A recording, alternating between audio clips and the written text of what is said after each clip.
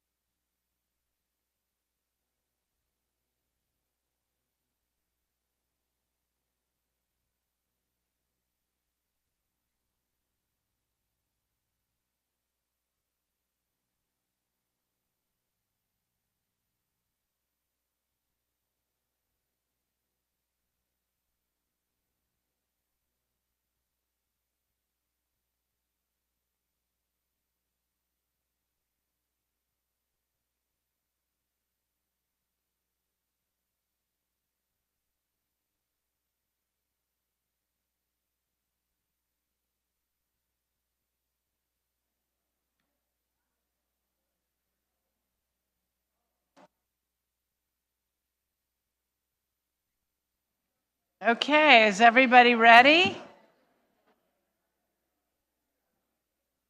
All right, we're going to get started. Welcome to the Agoura Hills City Council meeting.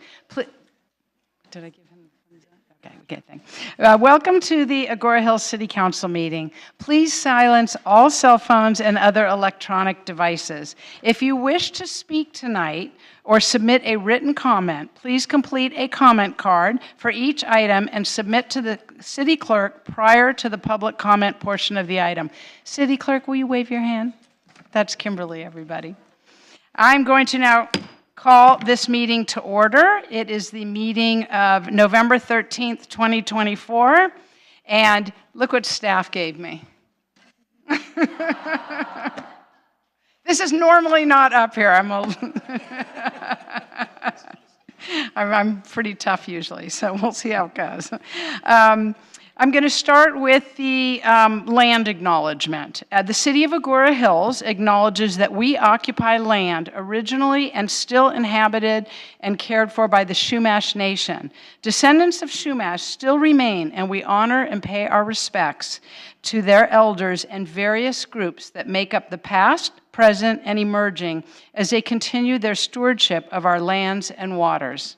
We have a responsibility and commitment to elevate the stories, culture, and community of the original inhabitants of the city of Agoura Hills, and we are grateful to have the opportunity to live and work on these ancestral lands. And now we're going to move to the flag salute, and I'm deferring to Girl Scout Troop 66. Please come forward.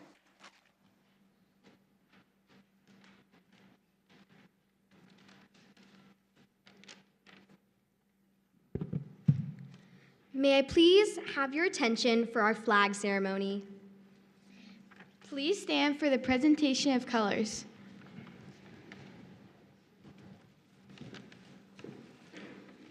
Color Guard, attention.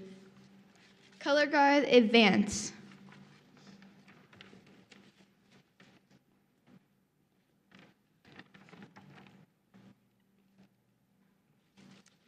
Color Guard, halt. Color Guard, present the colors. Please join us in the Pledge of Allegiance. Ready? Begin. I pledge allegiance to the flag of the United States of America and to the republic for which it stands, one nation, under God, indivisible, with liberty and justice for all. Color Guard, post the colors. Color Guard, dismissed. You may be seated. And I am now going to ask for the scouts and their leader to please meet me at the edge of the dais.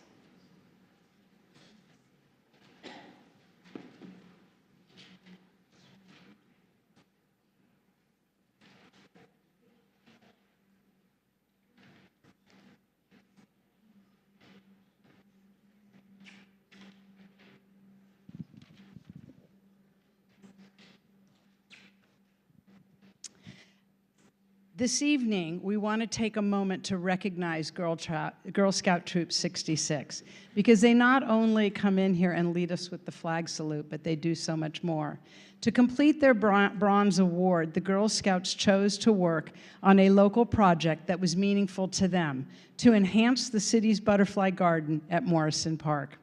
The troop kicked off their effort at Community Service Days earlier this year.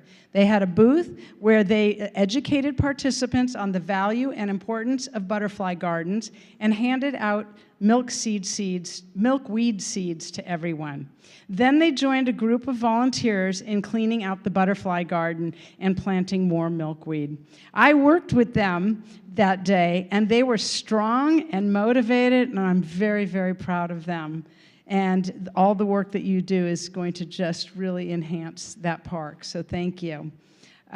They also created rock stones in the shape of butterflies to add some interest to the garden. Be sure to walk through it and see if you can find the stones. The troop continues to work with Amy Brink, our Director of Community Services, to add educational signs in the garden and to continue their effort to educate our community on the importance of butterflies. We thank you for your service to our community, and we have certificates to recognize your important participation. Would you like to say a few words? First, why don't... No big deal. Let me pass these out. We have Ray Karasik, and if I mispronounce your name, I apologize. Rachel Kress. Thank you, Rachel. Eva Lowenstein. Iva? Wait a second. Don't I know a Lowenstein? She must be all grown up. Never mind. Lauren Olson. Thank you, Lauren. And Paige Small. Thank you, Paige. And Madeline Stone. Thank you. Would any of the scouts like to say a word or two? Okay, great. Come on.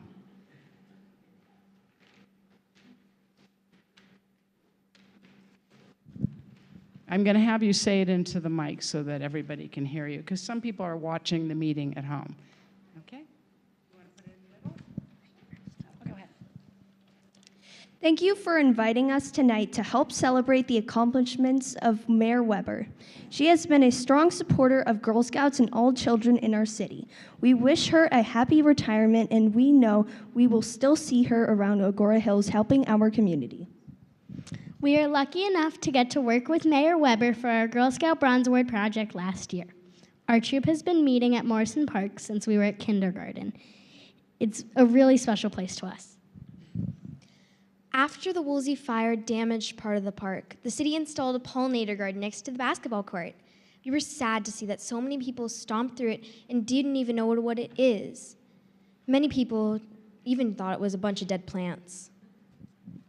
We learned about the special plants that the city planted to encourage the migration of monarch butterflies and other important pollinators. We helped replant milkweed, added butterfly mosaic stones for decoration, and pulled weeds. We've also given Miss Brink a flyer to put in the kiosk to help the community understand more about this important place in our city. We will continue working with her to hopefully install a sign and other ongoing improvements. Thank you, Agoura Hills City Council, for protecting our environment and also allowing us to help our community. We look forward to partnering again in the future. We also brought milkweed seeds for everyone that wants them, and we'll leave them in the back of the room.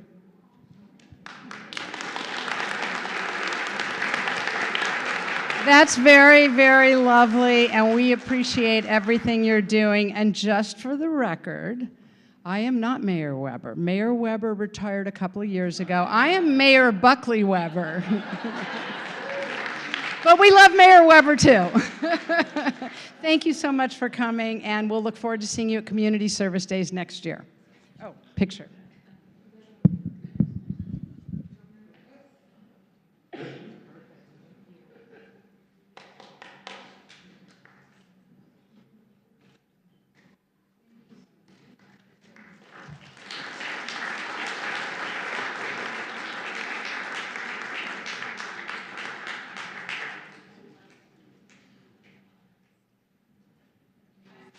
I know Dennis isn't here, but I can hear him laughing in the background. This has been going on for about 13 years. For a long time, many residents thought Dennis and I were married. So now we're going to go on to the roll call. Madam Clerk, will you take a roll call? Thank you. Good evening. Councilmember Anstead? Here. Councilmember Klein-Lopez? Here. Councilmember Wolf? Present. Mayor Pro Tem Sylvester? Here. Mayor Buckley Weber? Here. Mayor Buckley Weber, you have a quorum. Thank you very much. There was no closed session tonight, so there's no report. And now I need a council member to make a motion and a second to approve tonight's agenda. I'll make a motion to approve tonight's agenda. It's Deborah Klein-Lopez. Mayor Pro Tem Sylvester seconds. Thank you. Madam Clerk, will you take a roll call vote? Councilmember Anstead? Aye. Councilmember Klein-Lopez? Aye. Councilmember Wolf? Aye. Mayor Pro Tem Sylvester? Aye. Mayor Buckley Weber? Aye. Mayor Buckley Weber, you have approval 5-0. Thank you very much. At this time, I will defer to Councilmember Klein-Lopez.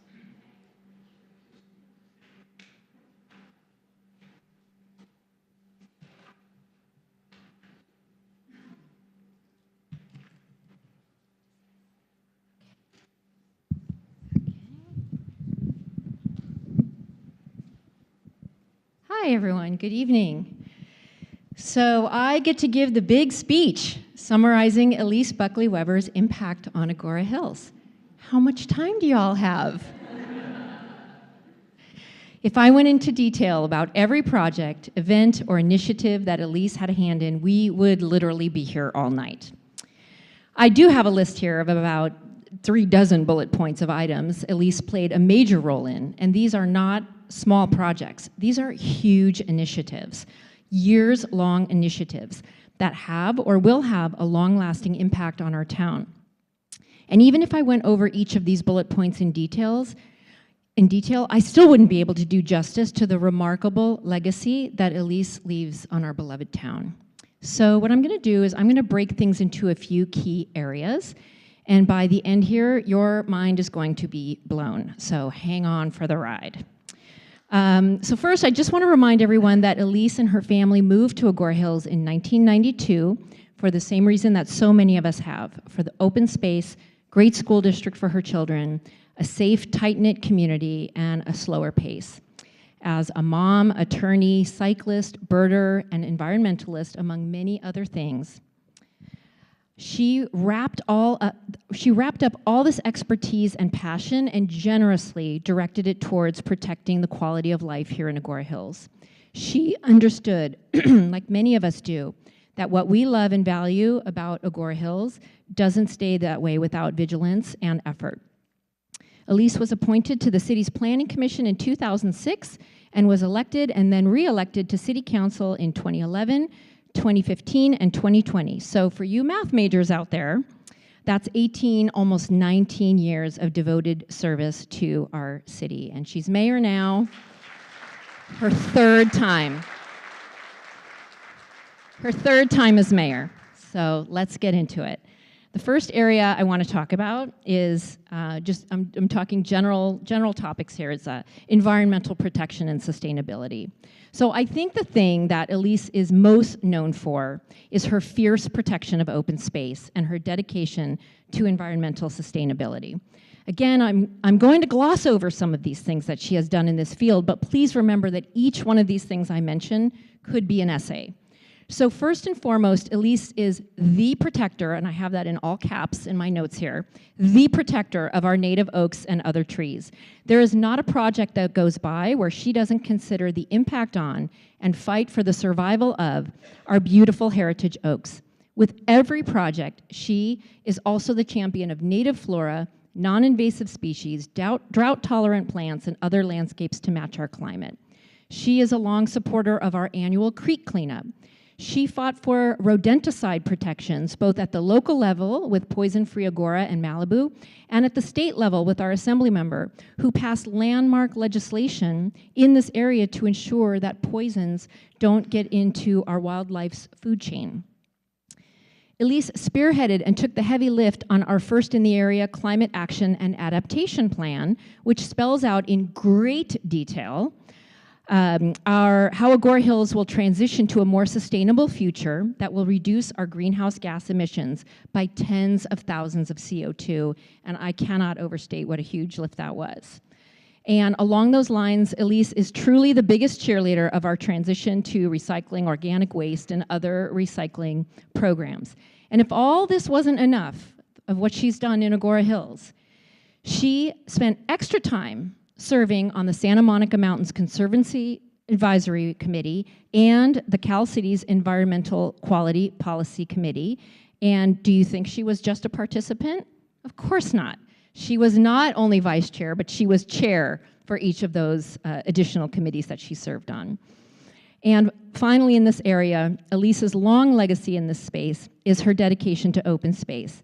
Elise insisted that the city create an open space fund in our budget. She was a crucial player in the purchase of Triangle Ranch and the donation of the Wizen property that we just celebrated yesterday, right? Yesterday, which served to provide a buffer of open space near the Wallace-Annenberg Wildlife Crossing. So we have a subcommittee of the Wallace-Annenberg Wildlife Crossing. Who do you think is on that committee? Elise Buckley-Weber is on there with me.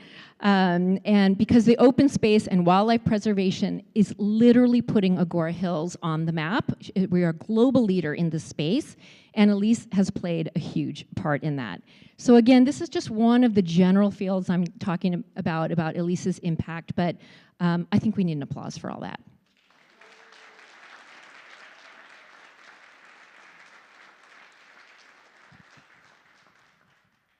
So the next area I want to talk about is public works. And Elise, I don't know how many years that you've served on this committee, but it probably is the heaviest workload of any of our committees.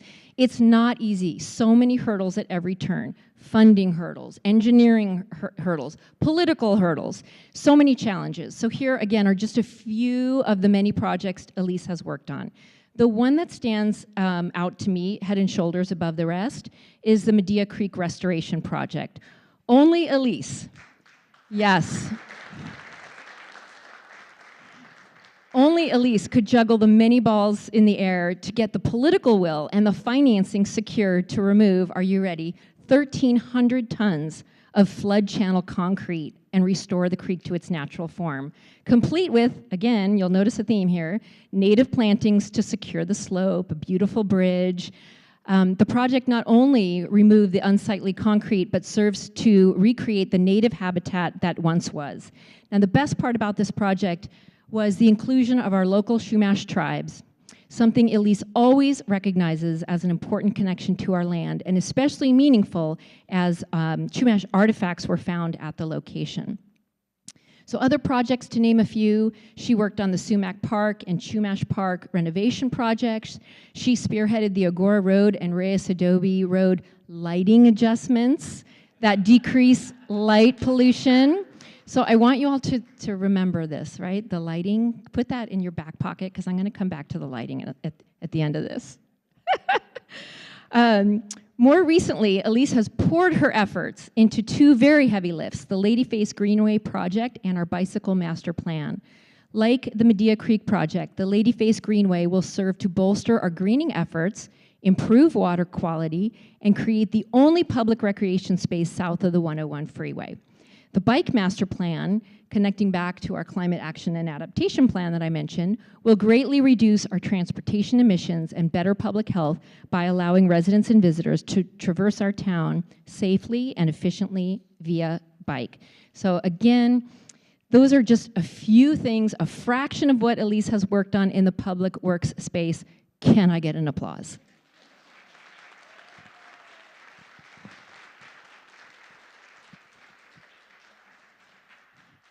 Okay, Now I'm going to move into another huge piece of Elisa's work that simply cannot be measured, and that is her impact on community services and arts and culture in Agoura Hills.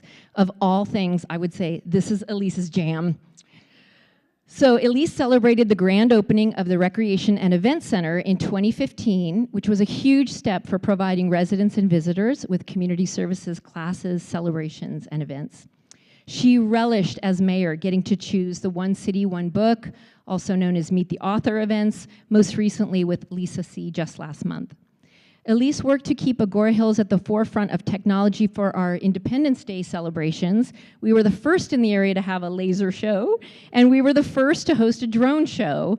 And it was such a success that we've promised that we're going to do it bigger and better next year. And she had a big hand behind that. She had a hand in so many Reyes Adobe Days, including the recent 20th anniversary, and served on the committee with me to plan the celebration for our city's 40th year of incorporation. That was in 2022. It was a fantastic party that celebrated our founding mothers and fathers and the history of our town.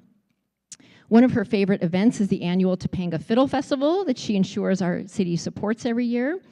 And I love that this coincidence. She was mayor during the 100-year anniversary of the women's suffrage movement and the passage of the 19th Amendment, which guaranteed a women's right to vote, and we celebrated. And speaking of empowering women, we do love our Boy Scouts, but Elise was the first to get our local Girl Scout troops here on a regular rotation, like you saw tonight. She instituted celebrations for Heritage Month, Black History Month, Hispanic American Heritage Month, and in one of my proudest moments of Elise and our town, we raised the rainbow flag during Pride Month. We were the only city in our area to do so. Elise is the one who incorporated the land acknowledgement that you heard tonight, that we incorporate into our meetings so that every time we meet here on the dais, every time we decide items before us, we remember and connect with the Chumash people who were the first people who lived here and loved and cherished this land. So thank you for that. And finally, I would be remiss not to mention Elisa's participation and influence with our Cultural Arts Council, always opining, always recruiting, always imagining, and always supporting the arts. I mean, if you were at the State of the City event last week and saw what an incredible event that was, Elise had such a hand in all of this. And so she leaves the council, she also leaves the council with a new exciting endeavor around the corner, which we got a peek of last week, which is going to be the Ladyface Film Festival. Her legacy will live on in this area. So is that not impressive? Let's give her another hand.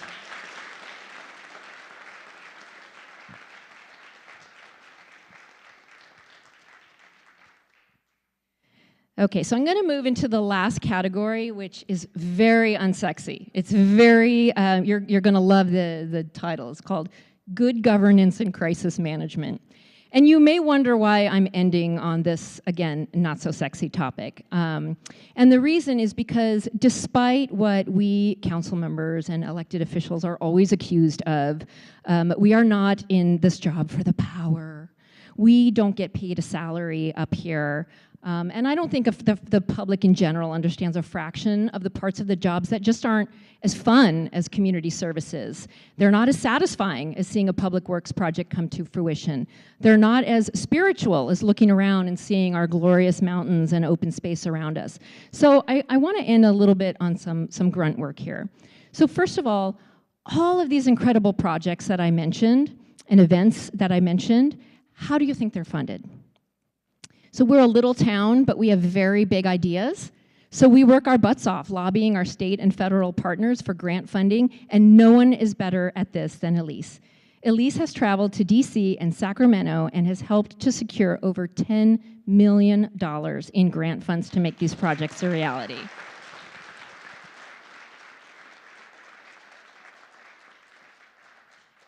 There are other things she's worked on. We have a legislative platform, which she worked on, and what this is this allows us to be very nimble in responding to bills that could help or hurt Agoura Hills. So we send support and oppose letter letters all the time, and we do it quickly, which makes our opinions timely and relevant, and not every city has this. In fact, most don't around here. And so Elise had a big hand in making our voices heard and relevant for things that might affect our city. She's had a hand in campaign reform ordinance update, our city council norms, and that all sounds like big, boring, long words, but it's basically how we behave, how we, talk to each other up here on the dais and out in the public. Again, it's not like a very exciting thing, but it provides a framework of integrity, of honesty, and decorum. And these are all things that are very important to Elise, and she's worked on it. And finally, the least fun thing of all is crisis. So 6 years ago, almost to the day, the Woolsey fire tore through our area, resulting in the evacuation of our entire town and surrounding areas. Who stayed behind? Who stayed working with the first responders, speaking to press, touring the entire city, and I'm gonna get chills because I wrote this before, and even calling her own neighbors who are here tonight to break the news that their house had burned down? You know the answer of who did that, Elise. And if a year of recovering from the worst fire in decades wasn't enough, I'll give you one guess who was mayor when the COVID-19 pandemic hit. Elise Buckley Weber. In truly unprecedented times, Elise's leadership was second to none. And, again, some people might just bail at this moment, but a real leader steps up. A real leader steps up at moments like these. She created frequent public service announcements to explain the always changing precautions and restrictions, and sometimes in the face of extreme civil disobedience.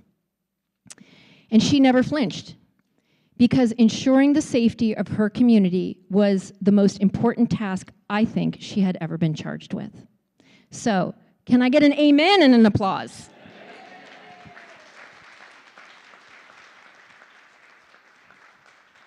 Okay, I've been talking for a long time. I'm almost done. But I promised you I'd get back to the lights issue. So on the dais here, Elise and I share a very similar philosophy, and we lined up on the vast majority of the votes.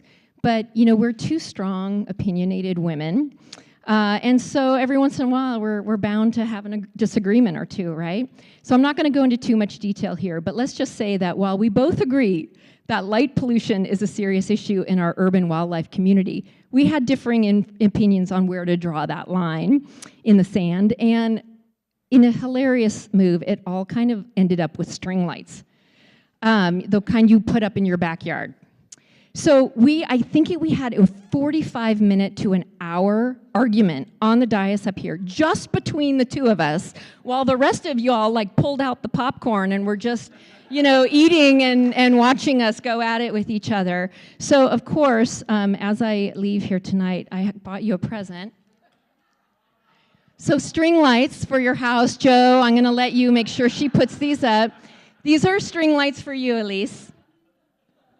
That's hilarious. And I want you to know that they're solar, okay? And they have a timer, so they can shut off at 10 p.m., okay?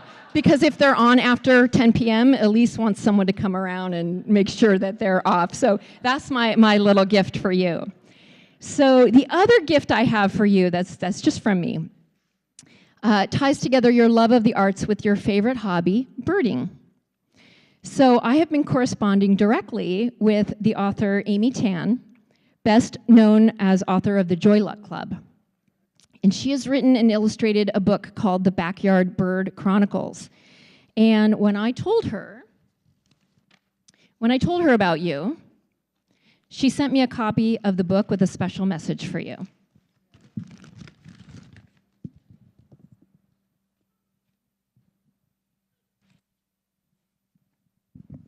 So she says, for Mayor Elise Buckley Weber, with deep appreciation for all you have done to protect wildlife and preserve nature, from a fellow birder, Amy Tan.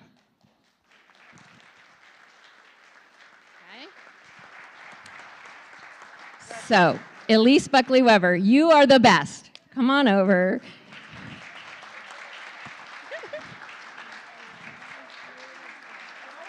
I'm almost done. You are the essence of what we all hope for in an elected official. Imagine what the world would be like if everyone in elected office had your passion, commitment, and integrity. But more than all that, you are a friend, an inspiration, a mentor to me personally and to future generations of leaders, especially women leaders. We will miss you so dearly. We love you, and we hope you enjoy a much-deserved retirement.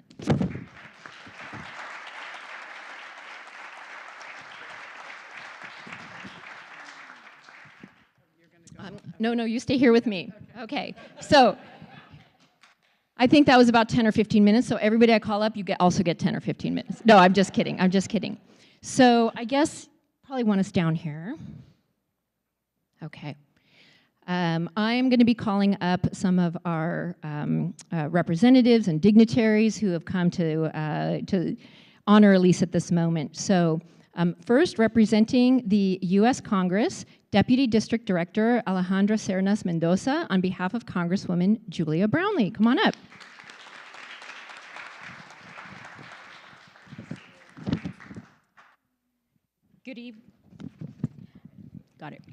Good evening, Mayor Buckley Weber, members of the City Council, and everyone here today. My name is Alejandra Cernas Mendoza, and on behalf of Congresswoman Julia Brownlee, it is my privilege to join you to recognize the remarkable service of Mayor Elise Buckley Weber. Congresswoman Brownlee is in DC this evening, and she stated that that is the only reason that prevents her from being here today. However, she asked that I present you with this printed statement that has entered in the congressional record. It reads, Mr. Speaker, today I rise to recognize Elise Buckley Weber, Mayor of the City of Agoura Hills and an inspirational public servant who has dedicated her career to being a voice for the people who call this beautiful and vibrant community home. Congresswoman Brownlee has said Mayor Buckley Weber's dedication to Agoura Hills is nothing short of inspiring. From the moment she and her family moved to our city in 1992, seeking that perfect blend of small-town charm and exceptional schools, it is clear that Agoura Hills has become not just a place to live, but a community to serve. Mayor Buckley Weber has tirelessly worked to preserve and enhance the beauty of our city.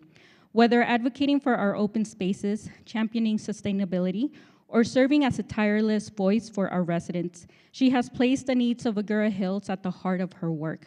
Her leadership on the Agoura Hills Planning Commission, City Council, and through her roles on regional committees has not only strengthened our local community, but also made a lasting impact on the entire Conejo Valley. In 2015, 2020, and 2024, Elise has served as a mayor, a role she carried out with grace, integrity, and an unwavering passion for public service. In working alongside her, I have seen firsthand how her commitment to the city has brought tangible benefits, from securing federal funding for crucial infrastructure projects to advocating for sustainable growth. Her leadership has also inspired countless others to get involved in local governance and community service. As she steps down from the City Council, she knows her legacy will live on through the many projects she championed and the countless people she inspired along the way. Mayor Buckley Weber, we are deeply grateful for your years of service, your vision, and your dedication to making Agoura Hills a better place for all. We thank you and we wish you the very best as you embark on the next chapter of your journey.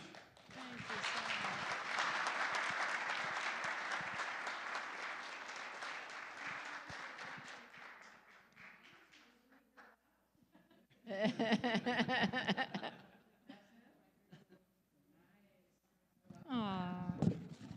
really special. Thank you so much. Get a picture? Yes,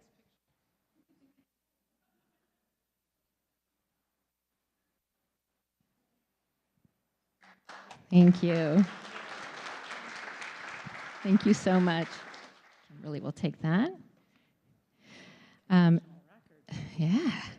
Next, we're going to have a few words on behalf of the California State Senate. So I think we're going to video first.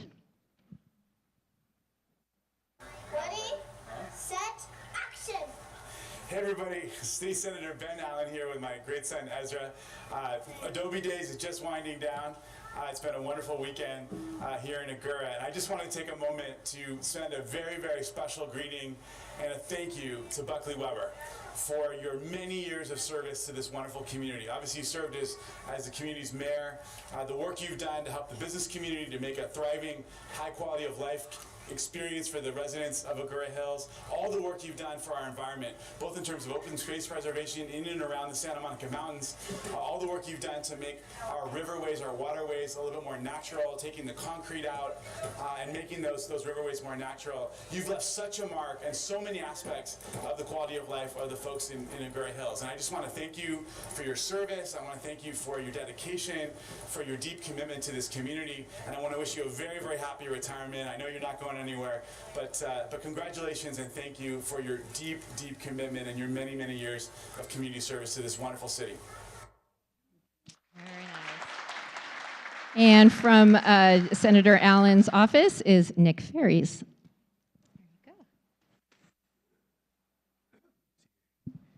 Hi, thank you for having me. My name is Nick Ferries from Senator Ben Allen's office. I would like to thank you, Mayor Buckley Weber, for your incredible service to Agoura Hills for these past 13 years. You've made Agoura Hills a better place through your stewardship of the environment and community-driven leadership. As Senator Allen has just gone over, your service record stands for itself. Our office is so happy that we were redistricted to include Agoura, so we got the chance to meet you. And we are so thankful to have had you in our community these past 2 years. As you can tell, the senator couldn't be here, but he's here in spirit and in video, so thank you so much. We have a resolution from the Senate as well.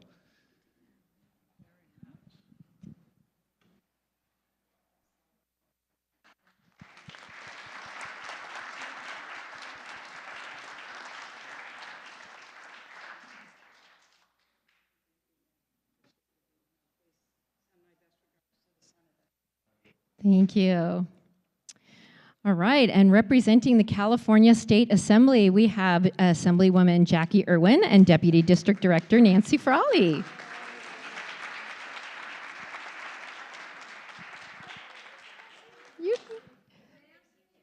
Okay. Preschool together. That's how long we've known each other. It's really nice. 10 years ago, we met at preschool. Hello, Jackie. Well, I haven't known you quite that long, but way before you even started on the city council, we met, and there was already a very, very exhaustive list of all your accomplishments, so I will make it much shorter. If I was to connect one word with Mayor Buckley Weber, not Mayor Weber, it would be sustainability. And the listed definition is a social goal for people to coexist on Earth over a long period of time. And usually sustainability has 3 dimensions or pillars: environmental, economic, and social.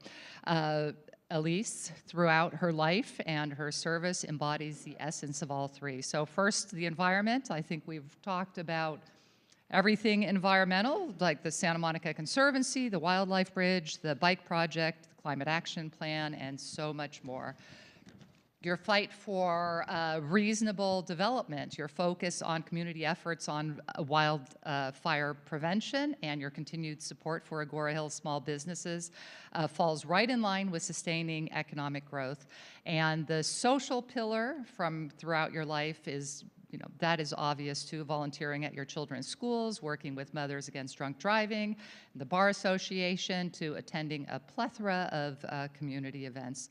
So, Mayor Buckley Weber, Agoura Hills is a sustainable, incredible community, and you have given it so much to make it that way. So congratulations on your retirement. I'm sure the city will miss you, and I really hope that you enjoy your travels and enjoy this well-earned retirement. You are really irreplaceable. But I know that you have mentored others to follow in your footsteps and make sure that Agoura stays the wonderful community that it is. Congratulations.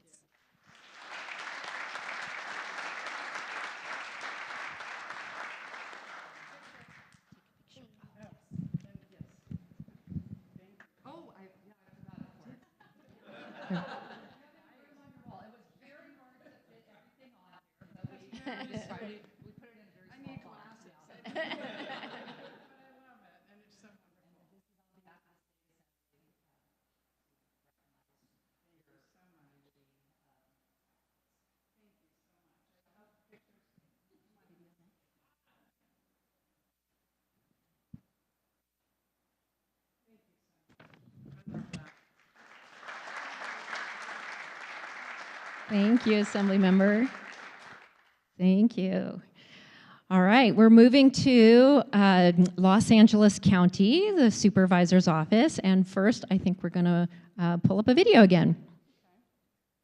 Good evening. I am so happy to be able to extend my heartfelt appreciation and congratulations to our amazing outgoing Agoura Hills Mayor, Elise Buckley Weber.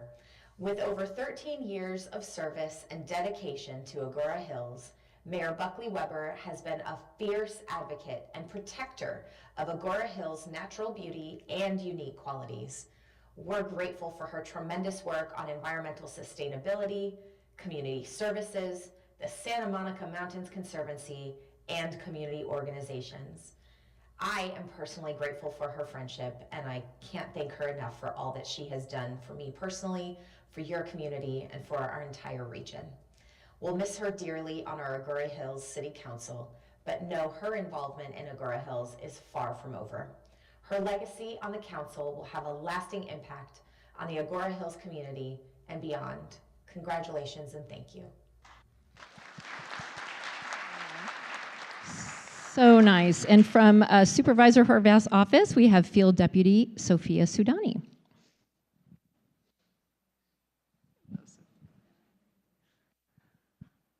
Good evening, everybody. My name's Sophia Sudani from Supervisor Horvath's office. And just to tag on, I feel like the supervisor covered it. I feel like we've had so many speakers up here saying the amazing work that you have done for the community. So I'd like to just add in on a personal level. I've gotten to know Elise for the last 2 years since I started at the county. And I'd just like to recount the first time I met Elise because I met her and she said, I'm starting the county and I don't know this area, and the supervisor just joined as we have new electeds that are coming on board. And I'm learning this area. I'm trying to figure out, I came from Camarillo. I worked in LA City for a while, and what's going on in Agoura? She says, come on out here. Let me show you. Let me show you. And she spends the entire morning taking me in her car and driving me around with such pride and such joy in her about all the amazing things in Agoura Hills and everything that I can jump in and be a part of. And really took the time to show me the special nature of Agoura Hills and has continuously done so. And I also want to add, as another woman that's in the public sector and this public government sector that we're in, she has continuously brought up other women like myself in this field that's difficult, that can be confusing at times, but Elise has always lended a hand to the women that are right behind her, making sure that we're up there with her. And if I can be, and all the other women and other servants in here can be half the public servant that you are, I think our county's in good shape. So thank you for everything that you have done and that you will continue to do. We will miss you.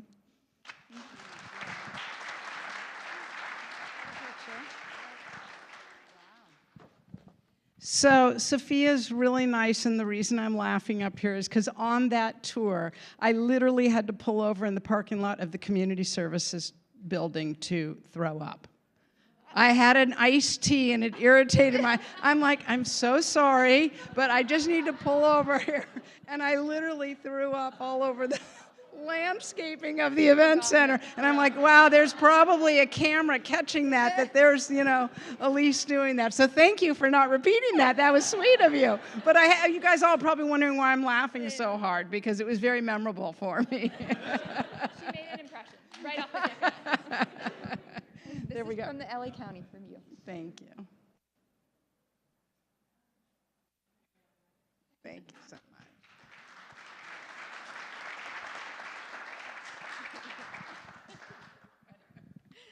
Elise.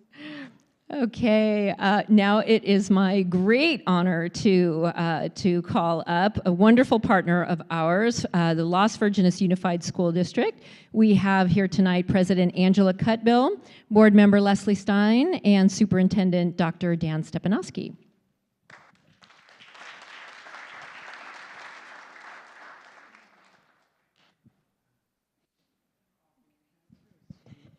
Thank you. I won't read our proclamation because it says all the many wonderful things you've already heard about Elise. I will say I've known Elise, I think I calculated to close to 30 years, which is, but we haven't aged a day. Yeah. But truly, our kids went to, we were in Mommy and Me together. Yeah.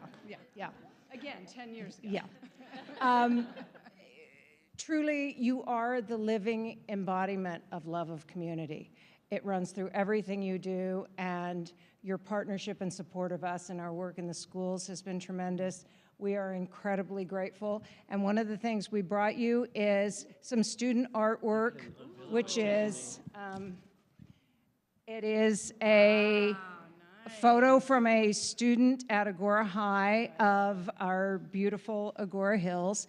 And the person we had frame it said they frame things for you in your house so they know what you like and what will go. So you have, so yes. So because we know how much you love, and really there is no greater tribute than love of community, and I think we're seeing that tonight. So thank you for everything.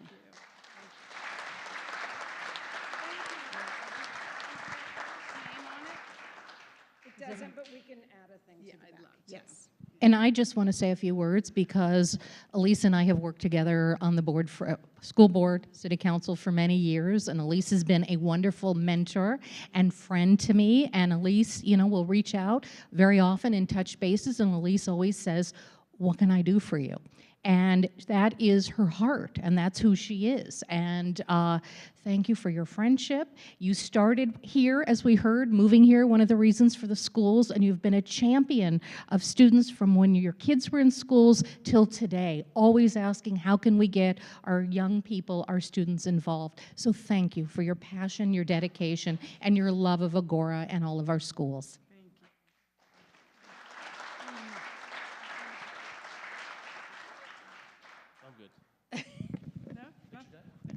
Thank you. Yes.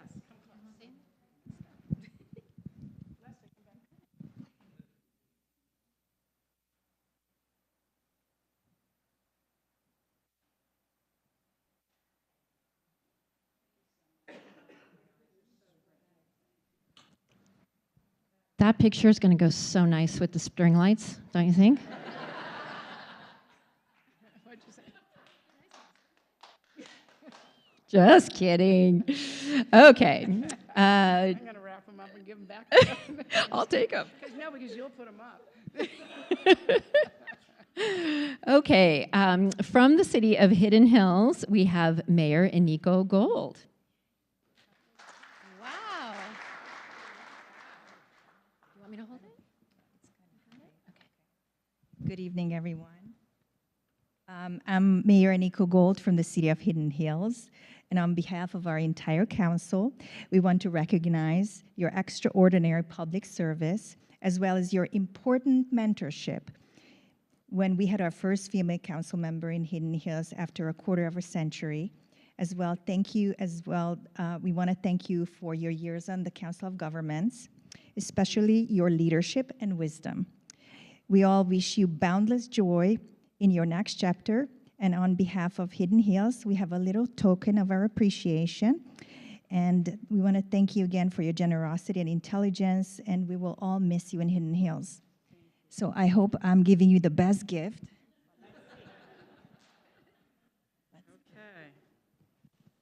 Let's see what we got here. Bottle of tequila? Wow, that's beautiful.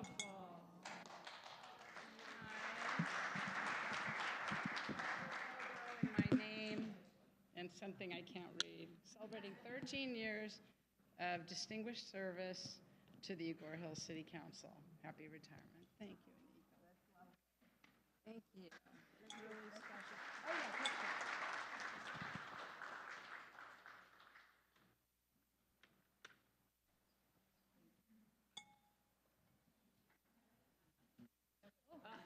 I'm sorry.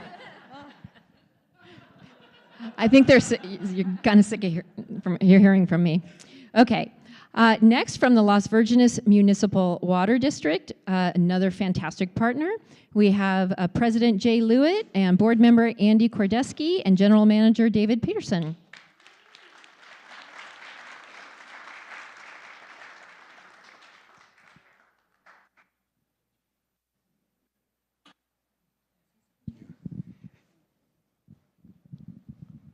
So, is this on? I'm Jay Lewitt from Las Virgenes. I got to meet Elise Buckley Weber, right?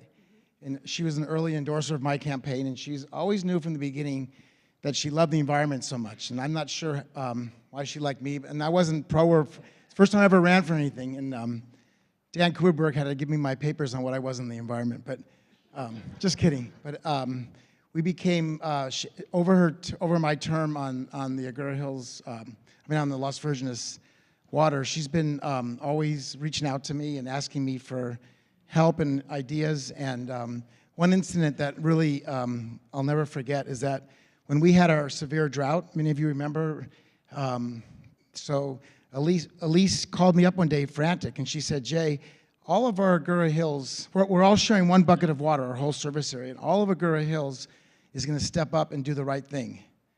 And they're going to conserve, because that's what they do. They reach together, and they all want to help everybody out, and that's what our community is. But I'm concerned about some of your other areas that may not. They may not care how much their water rates are and the penalties, and so she says, I'm really concerned about that. And so from that idea of what do we do, because we agree, she's right. It's the fair thing to do. We're sharing one bucket of water, and some people that have a lot of money can afford to spend whatever they want on water, and other people will do what's best for the community. So what happened was we invented the flow restrictor, which restricted people who used water during this time. And it really went viral and went across when I say the whole world, it went across the whole world, international news, because the international press loved the story about some of the most famous and richest people not having to use their water. And it was all based on the motivation and idea of the mayor, Elise Buckley Weber. And so, yeah, remember that? And then the other issue is, a lot of times city mayors may not want to have a treatment facility, a wastewater treatment facility in their town, especially ones that are in a very sensitive environmental area, especially ones that are next to the Lady Face Mountain Greenway, what do you guys call it? The Lady Face Mountain area. But Elise is very pragmatic, and she understands that this area has no water. And so from the very beginning, we thought if there's one mayor in this community, we have 4 cities that would be pro this project, it would be Elise. And literally since the first day, we had to put bird watching in for her at our facility. But from the very first day, she's been our strongest supporter of this project, coming to all our events, drinking our beer and our gelato and our pizza, and along with Joe, they've been great, great advocates. So we expect you still to come to all of our events after you're retired. But it's been a great pleasure serving with you, and you've become a real friend. Thank you, Elise. And now I hand it over to Andy Korodeski. Thank you, President Lewitt. Elise, I don't have as many words as Jay does. I just but I still had to make notes about this. What I really have appreciated in you over your time is your kindness. Like, you're just your kindness. Nobody else has said that. Well, you've always been kind to me. Kindness, your energy, and your belief in what is possible. And so these are things that I aspire to myself, and I just really appreciate your friendship over these years, and I know I'll see you many times. Yes, of course. I will miss you very much.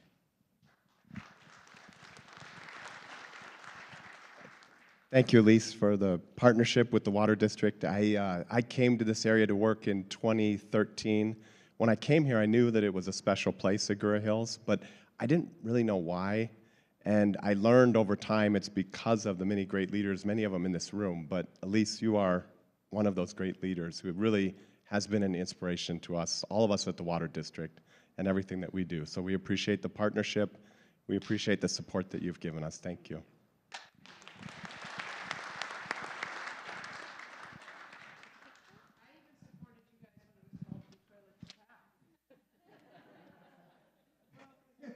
Keep that off them. Some things are better not on the mic.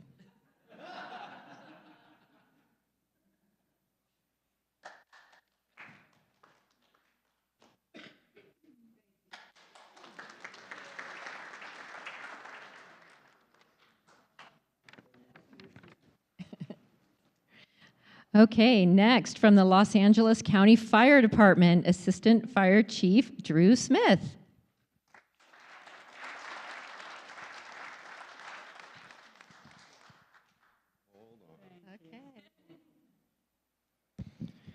Well, I don't know where to start because there's a lot that's been said, but I can tell you that when I don't get a call from this lady, I like it. That means that we're doing it right. All right?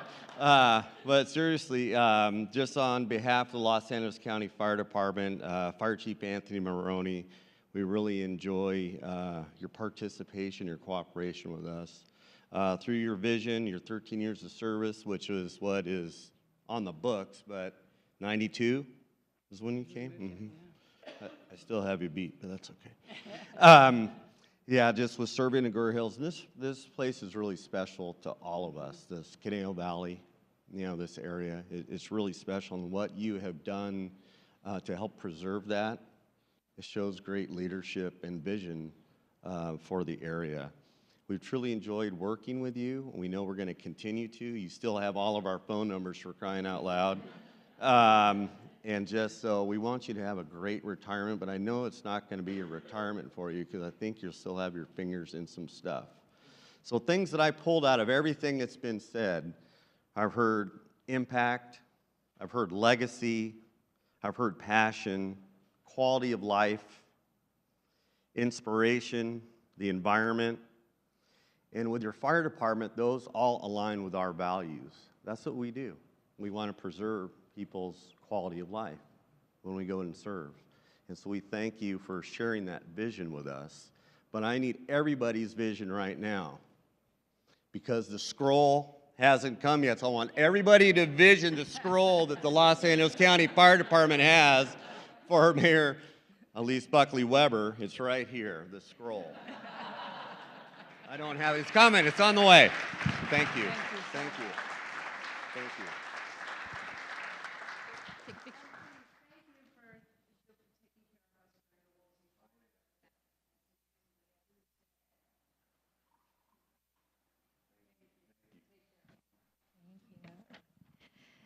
Thank you. And now from the Greater Conejo Valley Chamber of Commerce, President and CEO Danielle Borja.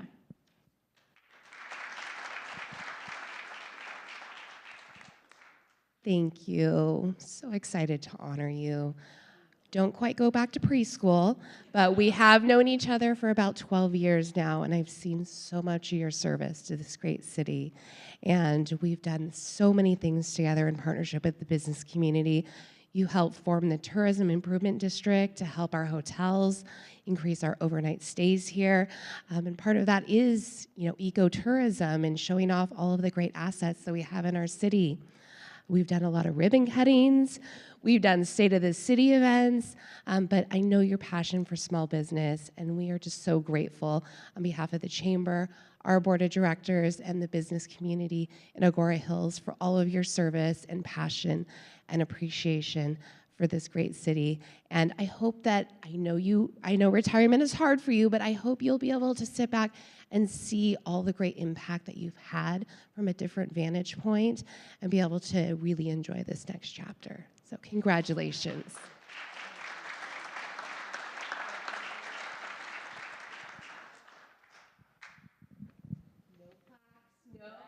Aww. Beautiful.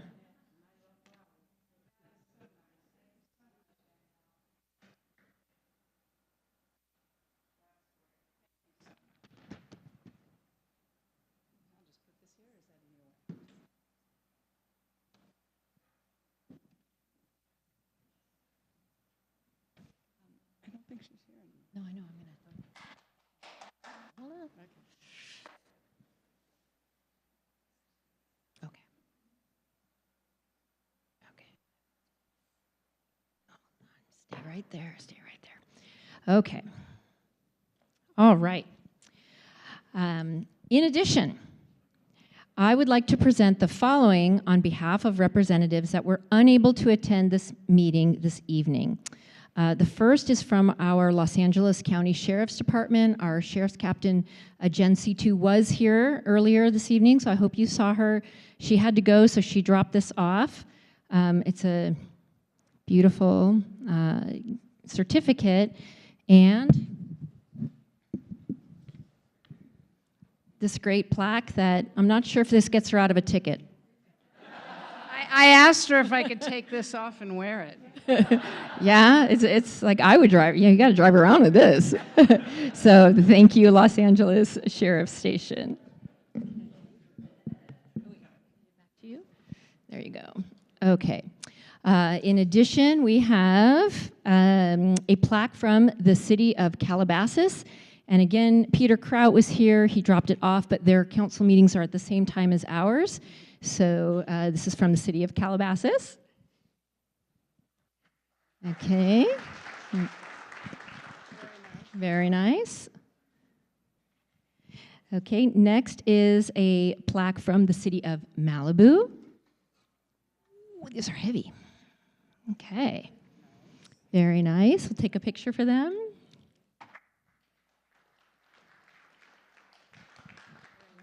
Kimberly. Okay, next is a certificate of recognition from the city of Thousand Oaks.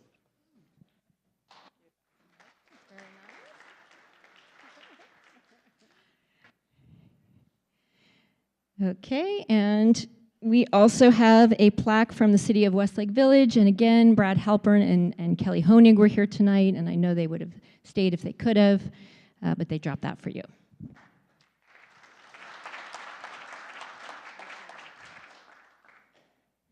Very nice. Okay. Now, Elise, on behalf of the City Council and staff, we extend our warmest congratulations and best wishes as you enter this well-deserved chapter of retirement. We would like to present these gifts as small tokens of our immense appreciation for your 13 years of dedicated and distinguished service to the city of Agoura Hills.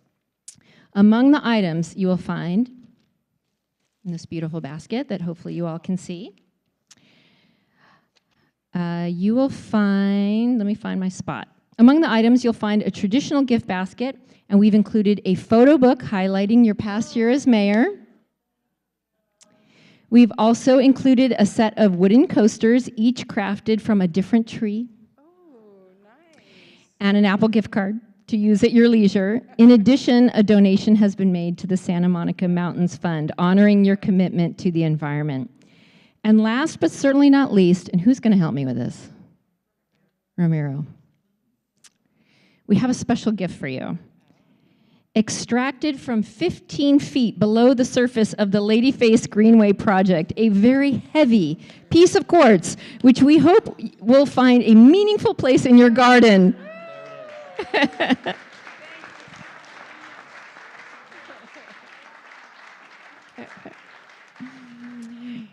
Okay, so now you and I are going to go back to our seats, and we will hear from our fellow council members, but before we hear from them, we have a special surprise presentation, so let's go have a seat.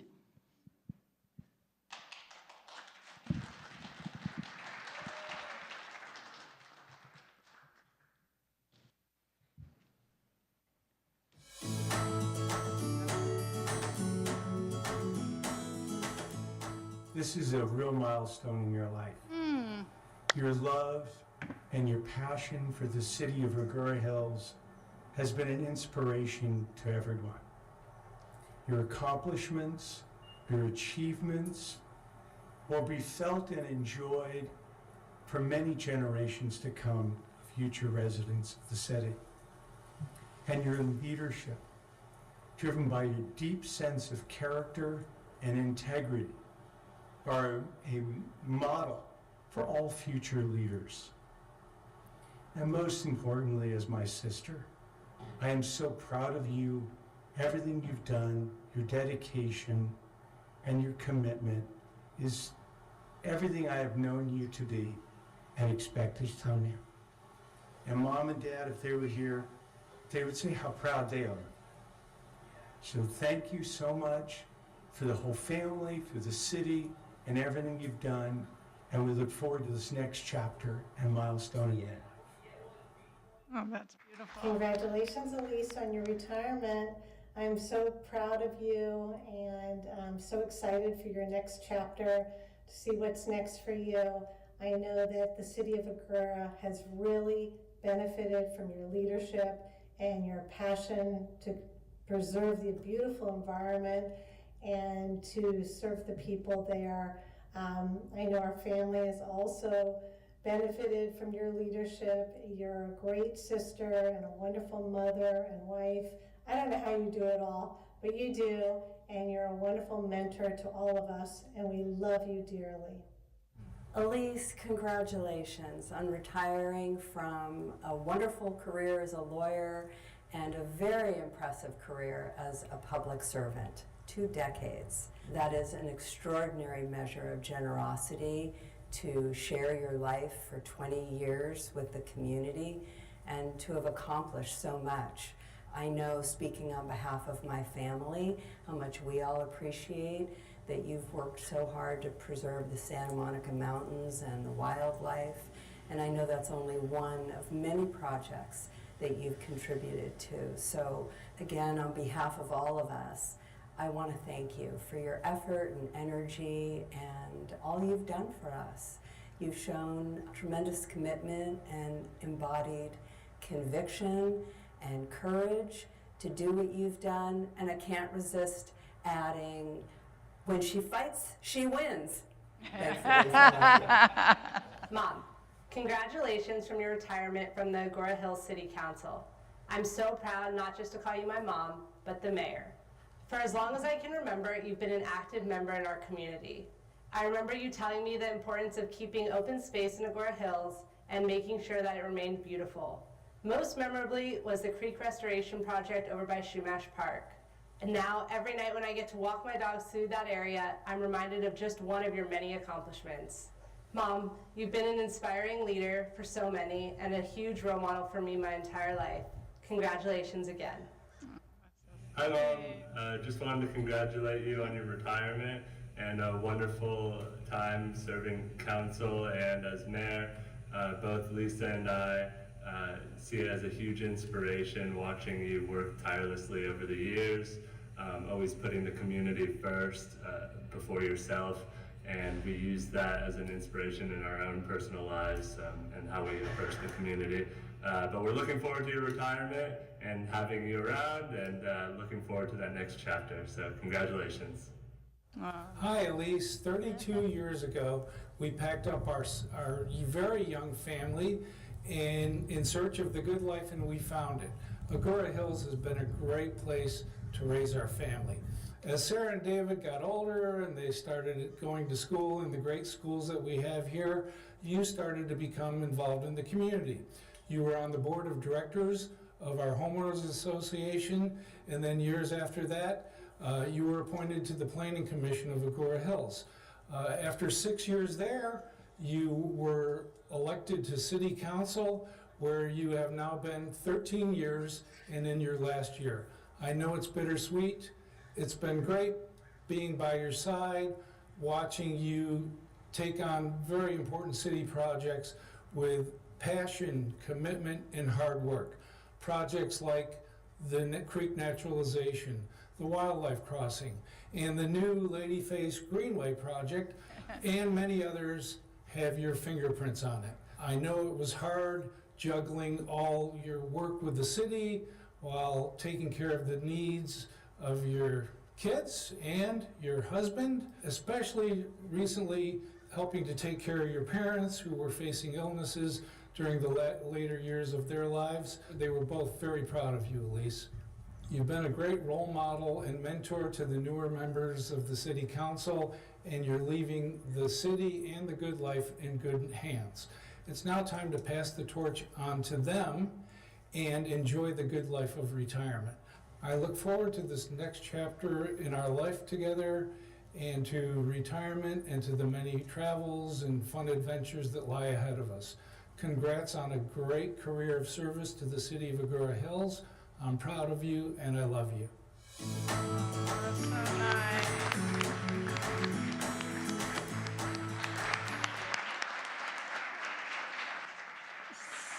That was so lovely. I can't thank you enough for my family for doing that. So now I'm just going to keep replaying it. So, Elise, Mayor, before you give your remarks, we have a few last colleagues to hear from. So you and our fellow council members Okay. would like to say a few Be words. nice. So, Councilmember Wolf, why don't we start with you? I will kick it off. So it's really hard to believe that the day has come that Elise will soon not be serving on the Agoura Hills City Council.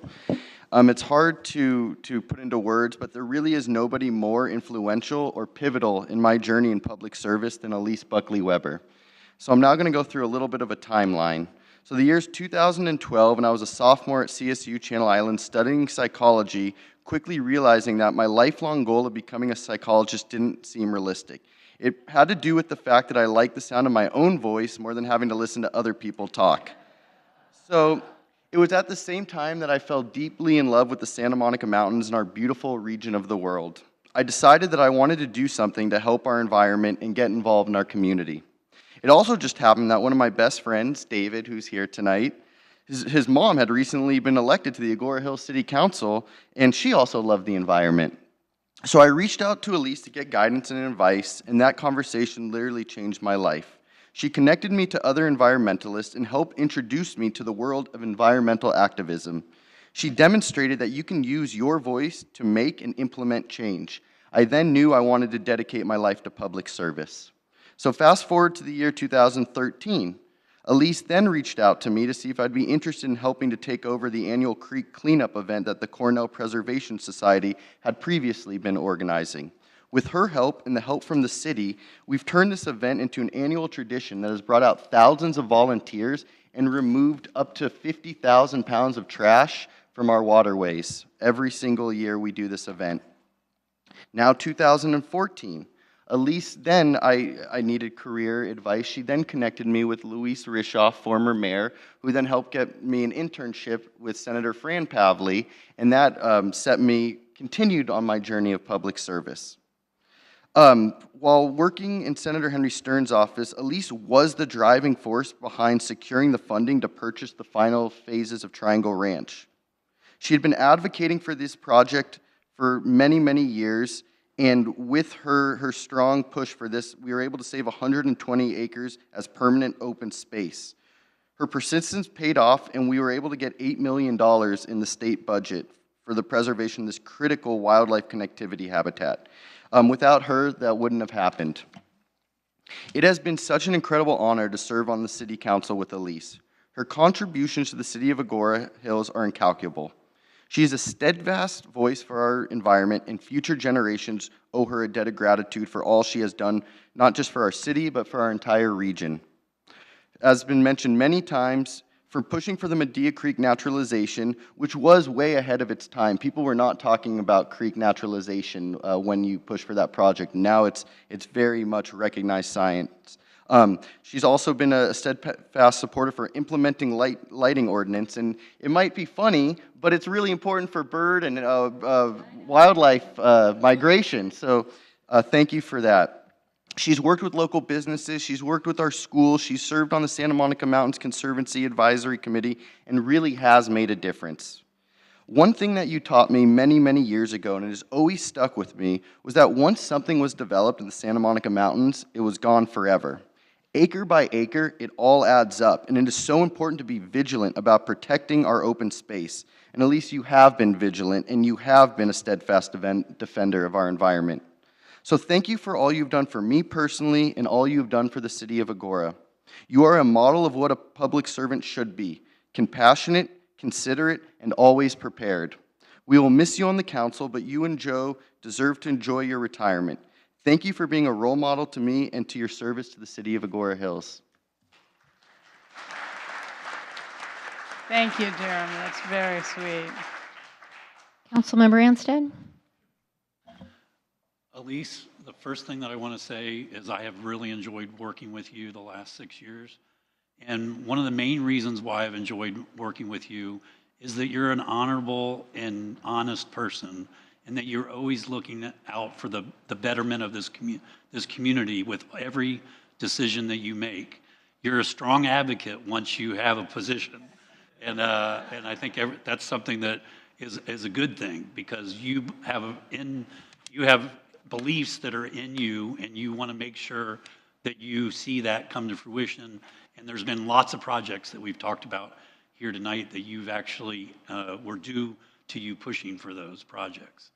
And one of the first projects that I worked with you on was an environmental subcommittee when we put together the Climate Action Plan. And I really enjoyed doing that. And it's something that's had an impact on our city, something that we continue to strive for. And I'm also proud that it was the first Climate Action Plan that was implemented in this area. And that's something, again, due to your heart and your pushing for that. And I also really enjoyed our mutual trip when I was mayor and you were mayor pro tem to go advocate in the federal legislature for funds for the city. And we got over $4 million for the city from Washington, D.C. when we do that.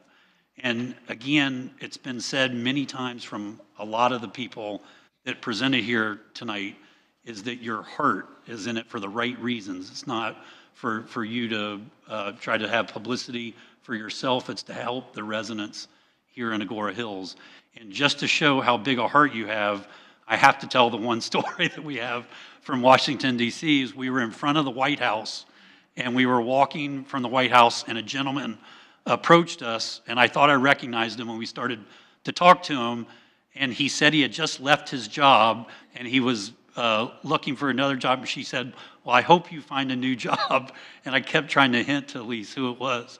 It was the President of the United States Chief of Staff that had just left his job. And so anyways, I really enjoyed that trip with you, and learned a lot from you over the last 6 years, and I hope to continue that going forward. But thank you very much, Elise.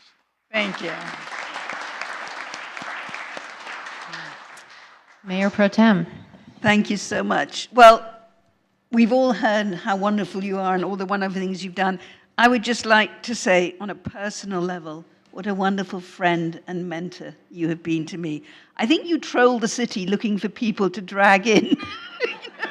Because you were the one that got me onto the planning commission, and then you said, well, there's going to be an opening on the city council, would you consider running for that? And so she was prepping me, and then suddenly Linda left, and there was an opening, and she said, well, you've been thinking about it, so now's the time. So she is responsible for me being here. And just thank you for all your advice and guidance for the last couple of years. I'm going to miss sharing the dais with you. And then there's somebody else I would also like to thank too, and that's your family, Joe, Sarah, and David, because you have given up so many hours of your mother's time to this city and this community. And I know the sacrifices you've had to make sometimes, and I would just like to thank you for lending her to us for all these years. And Joe, I hope you both have a wonderful time in the future and go on many wonderful adventures. For me, I'm just going to think, as I sit here going forward, what would Elise do? And that will be my guide. Thank you.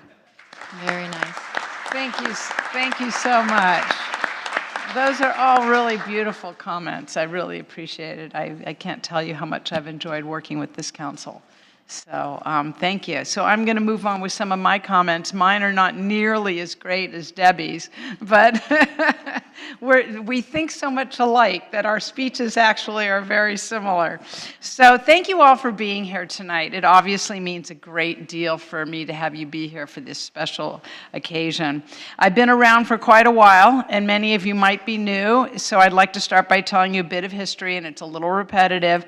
My family and I moved to Agoura Hills, which I thought was way out in the boondocks at the time. I wouldn't even consider any properties north of Canaan Road, which is quite funny in hindsight. We moved here for the same reasons as many of our residents, the quality schools and the beautiful open space. I became involved with the Fountainwood Homeowners Association for the simple reason that there was an unsightly camper near my street, and I knew they weren't allowed in Fountainwood. That is when I met Harry Schwartz, Dan Cooperberg, Roger Ponto, Mary Weisbrock, Nancy Baldino, and Rhonda Zucker, who were all fighting the good fight. When Harry was elected to the city council, he appointed me to the planning commission, where I served for 6 years until Dan Cooperberg and Ed Corridori recruited me to run for city council. I was first elected in 2011, and I ran on the goals to preserve open space, to naturalize our creeks, and to maintain the small town feel of Agoura Hills. I also campaigned on the fact and thanks to Louise Rishoff, on the fact that I would be the first woman on the council in nearly a decade. When I was elected, I immediately went to work with no knowledge of how the city worked. The first campaign goal I fulfilled was when the city naturalized a portion of Medea Creek adjacent to Shumash Park. I came into City Hall and said, what do we need to do? And I remember Ramiro Adeva telling me, we need to get funding. And I asked him, well, how do we do that? And he said, well, let's start by asking our supervisor, Zev Yaroslavsky, which we did, and the rest is history. I love this project, and I thank Kelly Fisher on our staff who managed it so beautifully, and many other projects that I just love. The next goal, the preservation of open space, has been ongoing, literally 13 years in the making. After being elected, Santa Monica Mountains Conservancy and Mountains Recreation and Conservation Authority stepped in and purchased the 71 acres called Chesbrough Meadow, now known as the Fran Pavley Meadow.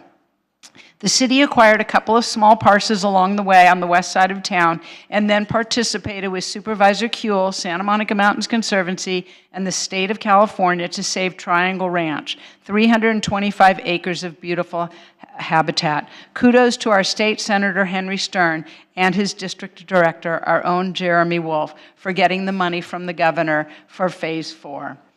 That was quite a feat. Shortly after that, MRCA stepped up again to purchase the controversial 8-acre Cornerstone property, designating it as permanent open space. And as recently as yesterday, the city and MRCA received 16 acres of open space just down the street on Agoura Road from Bruce Wizen's family. I'm honored to have been involved in this part of Agoura Hills history.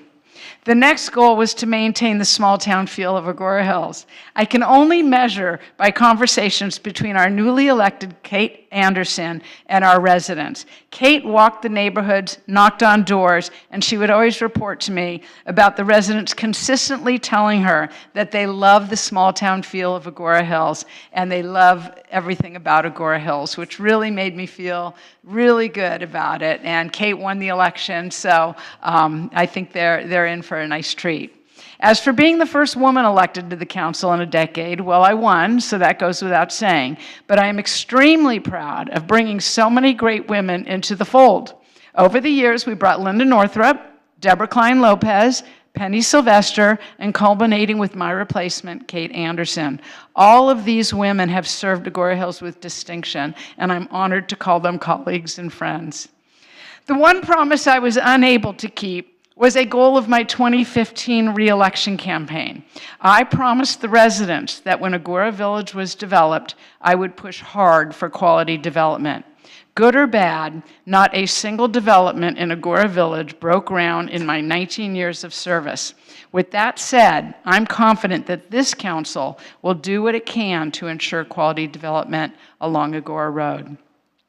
In preparation of development, though, we did save the heritage oaks on the corner of Canaan and Agoura Road. The first time saving those oaks came to the council, it was a 4-to-1 vote, and I was the one. The next time it came to the council, the vote was 3-to-2. Linda and I were the 2. The final time saving the oaks came to the council, Debbie and Chris joined Linda and I, and the vote was 4-to-1. We were the 4. It was an exciting feat. To prepare for tonight, I started a list of everything we did during my 13 years on the council. I'm enormously proud to say the list is just too long, so I deleted most of it. So here are a few of the many city projects for which I'm honored to have participated.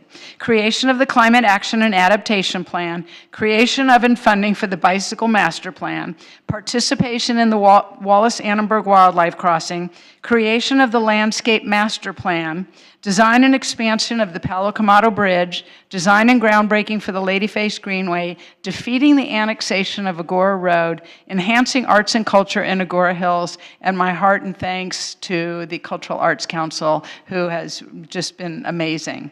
And there's so much more. All of our projects were a team effort. All of the council members with whom I worked were always respectful and always focused on what was best for Agoura Hills, even when we disagreed. I'm incredibly proud to have been part of this esteemed body. Over the past year, I have asked myself, if I really needed to narrow it down, what's the most important achievement? Two come to mind. First, in 2020 as mayor, leading the city through the COVID pandemic was certainly the most challenging time of my professional career. Close the city, open the city, close the city, keep the residents informed and entertain them via Zoom and video, and working closely with our local businesses to ensure that they would survive. A special thanks to Councilmember Deborah Klein-Lopez for her steady voice and resolve. We did survive, with a balanced budget, I might add. The other is relationship building. The Honorable Fran Pavley told me when I was first elected, make sure you build relationships with your elected representatives. They will help Agoura Hills get what it needs. I took her advice seriously, as I always did, and built relationship with Congress members Ted Lieu and Julia Brownlee, State Senators Henry Stern and Ben Allen, Assembly members Richard Bloom and Jackie Irwin, and Supervisors Zev Yaroslavsky, Sheila Kuehl, and Lindsay Horvath. I'm thrilled to report to you that each of them have been tremendous supporters of Agoura Hills, and that has translated into funding for a number of our projects. We could not have achieved any of our goals without these elected representatives and their phenomenal staff. So thank you to all of them. During my tenure, we strengthened our relationships with national parks, state parks, SAMO Fund, Las Virgenes Municipal Water District, Las Virgenes Unified School District, Santa Monica Mountains Conservancy, for which I have served as the first woman chair of the advisory committee for the past few years. MRCA, the Greater Conejo Valley Chamber of Commerce, the Chabad of Conejo, the Lost Hills Sheriff's Department, LA County Fire, Old Agoura Homeowners Association, the City Councils of Westlake Village, Calabasas, Malibu, and Hidden Hills, the Planning Commission, and so many more. I also learned quite quickly on that the other key relationships to achieving success as a council member are relationships with staff. Sorry, Nico, but the best staff, the city of Agoura Hills has the best staff in the region, and they're the most efficient and creative staff in the region and possibly the state. Each and every person of our 33-plus member staff has a job to do, and they do it well. I admire and adore them all. We have worked side by side for 13 years. We've shared the good times, and we've been there for each other when we've lost family members and community members as they've passed away. Also, although she's not a member of our staff, I do want to recognize our city attorney, Candace Lee, who had to rein me in as a litigation attorney and gently remind me of my role as a council member. It probably was more of a nightmare than I could imagine. I do want to give a shout out to 5 staff members who were here before I started and who have stood by my side, and they and their staff have taught me everything I needed to know to be a team player and succeed in government.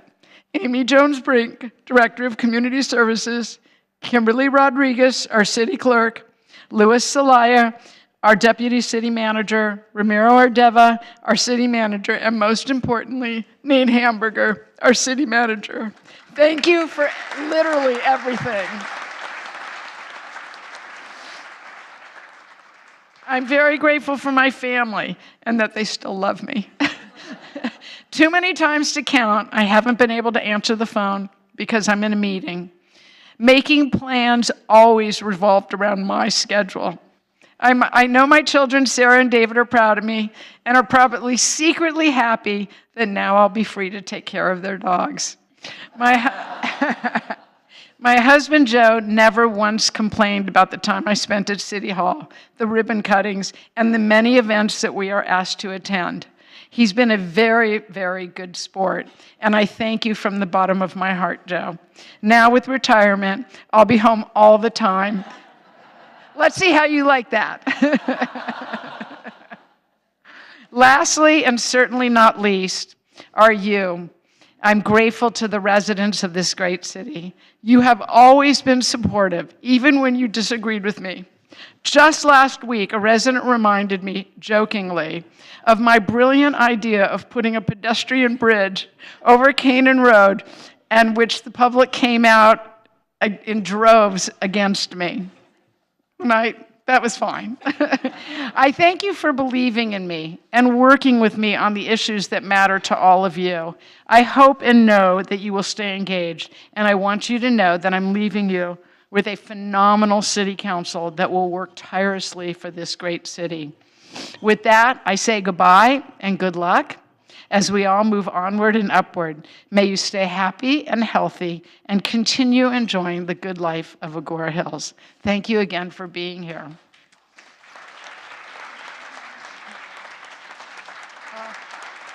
Come on. Thank you. Thank you.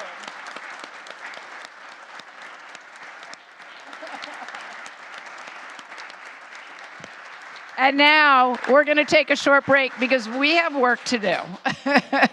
So thank you again for all being here. I think that's the end of the fun part of the program, but if anybody wants to stick around, we've got some good stuff going on, some good business. So thank you. And we will see you around Agoura Hills. Whoops, I just put this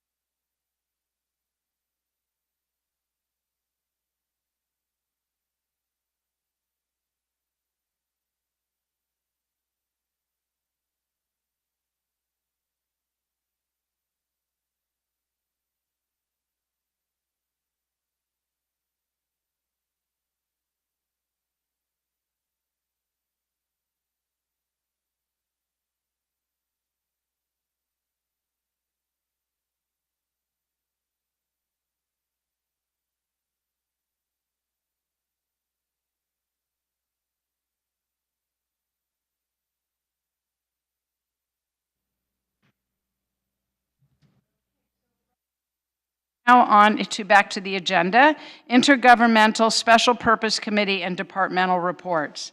I'm going to start with National Heritage Month. It's the last one of the year, and we're celebrating Native American Month. On August 3, 1990, President George H.W. Bush declared the month of November as National American Indian Heritage Month, commonly referred to as Native American Heritage Month. The commemorative month provides a platform for Native people in the United States to share their arts and culture, traditions, and ways of life. Native people celebrate and take this time to share their concerns and solutions for building bridges of understanding and friendship in their local areas. The city of Agoura Hills has a long history of honoring the Chumash elders who were and still are stewards of the lands we inhabit in Agoura Hills today. In 2024, we started our meetings with a land acknowledgement, as we did tonight, to celebrate the Chumash people. There are 574 recognized Native American tribes and an estimated 400 more that are not recognized. Famous Native Americans are continuing to break barriers in science, politics, cooking, sports, and more. Some famous Native Americans are Jim Thorpe of the Sac and Fox Nation. He was an athlete widely regarded as one of the finest of the 20th century. He was born in Oklahoma and went to Carlisle Indian Industrial School in Pennsylvania, where he excelled in football, track and field, and other sports. Joy Harjo of Muskogee Creek is an American poet, musician, playwright, and author who became the first ever Native American poet laureate in 2022. Sean Sherman is part of the Sioux, is a James Beard award-winning chef who is known for bringing Native cuisine to the forefront of today's dining scene. Let's see here. Sharice Davids, a member of Wisconsin's Ho-Chunk Nation tribe. Deb Holland, a member of the Laguna Pueblo tribe. The two of them became the first Native American women ever elected to Congress in 2018. Gil Birmingham Comanche, an actor playing tribal chairman Thomas Rainwater in the Paramount Network's television series Yellowstone. Creed Humphrey from the Potawatomi Nation is the current center for the Kansas City Chiefs in the NFL.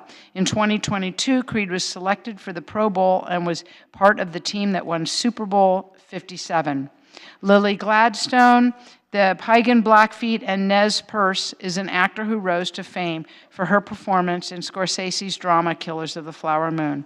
We salute the Native Americans in our community and welcome their voices in Agoura Hills, making Agoura Hills a better place. Thank you. Now we're going to move on to, are there any reports from staff? Seeing none, are there any reports from the City Council? Mayor Pro Tem Sylvester? Could I just follow up on what you just said to remind people that this weekend at the Thousand Oaks Library is the Red Dress exhibit and program honoring Indigenous women who have disappeared. Oh, wonderful. Thank you. That's great. Thank you. Okay, but we'll now move on to the public comment section. This section is reserved for persons wishing to speak on items not listed on the agenda that are under the subject matter jurisdiction of the City Council. If you have something to distribute to the City Council, please do not approach the dais. Hand your item to the City Clerk and she will distribute to us on your behalf. Public testimony is limited to 3 minutes per speaker, and a speaker's time may not be transferred to another speaker. Persons addressing the City Council shall not engage in disorderly conduct that disrupts or otherwise impedes the orderly conduct of the meeting. I will now defer to the City Clerk. Thank you, Mayor Buckley-Weber. No written comments have been received and no speaker cards have been submitted. Thank you. So we will now move on to the council consent calendar. This section is reserved for persons wishing to speak on items on the consent calendar. I will now defer to the City Clerk. Thank you. We have not received any public comment. Thank you very much. Before we go into the consent calendar, I'm going to ask to pull item 4 from the consent calendar because I will be recusing myself. So we'll see. I know the Canaan LLC very well, and I'd be more comfortable just recusing myself, I think. So why don't we go through items 1, 2, 3, 5. If I can get a motion. First, let me ask if there's any questions from the council to staff on any of these items. Seeing none, now I will call for a motion and a second to adopt consent calendar items 1, 2, 3, and 5. Mayor Pro Tem Sylvester so moves. City Councilman Chris Ansett seconds. Thank you. I'll defer to the city clerk for a roll call vote. Councilmember Anstead? Aye. Councilmember Klein Lopez? Aye. Councilmember Wolf? Aye. Mayor Pro Tem Sylvester? Aye. Mayor Buckley Weber? Aye. Mayor Buckley Weber, you have approval 5-0. Thank you. And so I'm going to walk out for a moment, and Mayor Pro Tem Penny Sylvester. I didn't know I was doing that. Okay, so we have on to discuss or approve the purchase and sale agreement and joint escrow instructions, Ray Los Angeles County Assessors, parcel number 2051-005-002 with the Canaan Group LLC for the voluntary acquisition of a 113 square foot permanent drainage easement and right of entry and access agreement. Do I have a motion to approve? I'll make a motion to approve. Deborah Klein Lopez? Councilmember Wolf, I'll second. Thank you. Could we get a roll call? Councilmember Anstead? Aye. Councilmember Klein Lopez? Aye. Councilmember Wolf? Aye. Mayor Pro Tem Sylvester? Aye. Mayor Pro Tem Sylvester, you have approval 4-0. Thank you. Can we get our mayor back?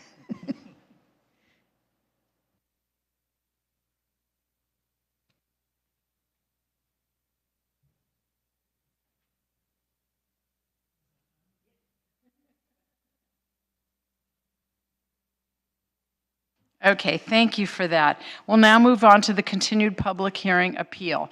Our next item is the continued public hearing from October 23rd of 2024 to consider the Agoura Hills Planning Commission's denial of a conditional use permit and an oak tree permit for 28340 Balkans Drive for a request to construct a two-story single-family residence and attached garage. Before we move on to the staff presentation, I will defer to Councilmember Wolf for an announcement. Thank you, Mayor Buckley Weber. Because I served on the Planning Commission and had previously made a decision on this, I will be recusing myself from this item. Thank you.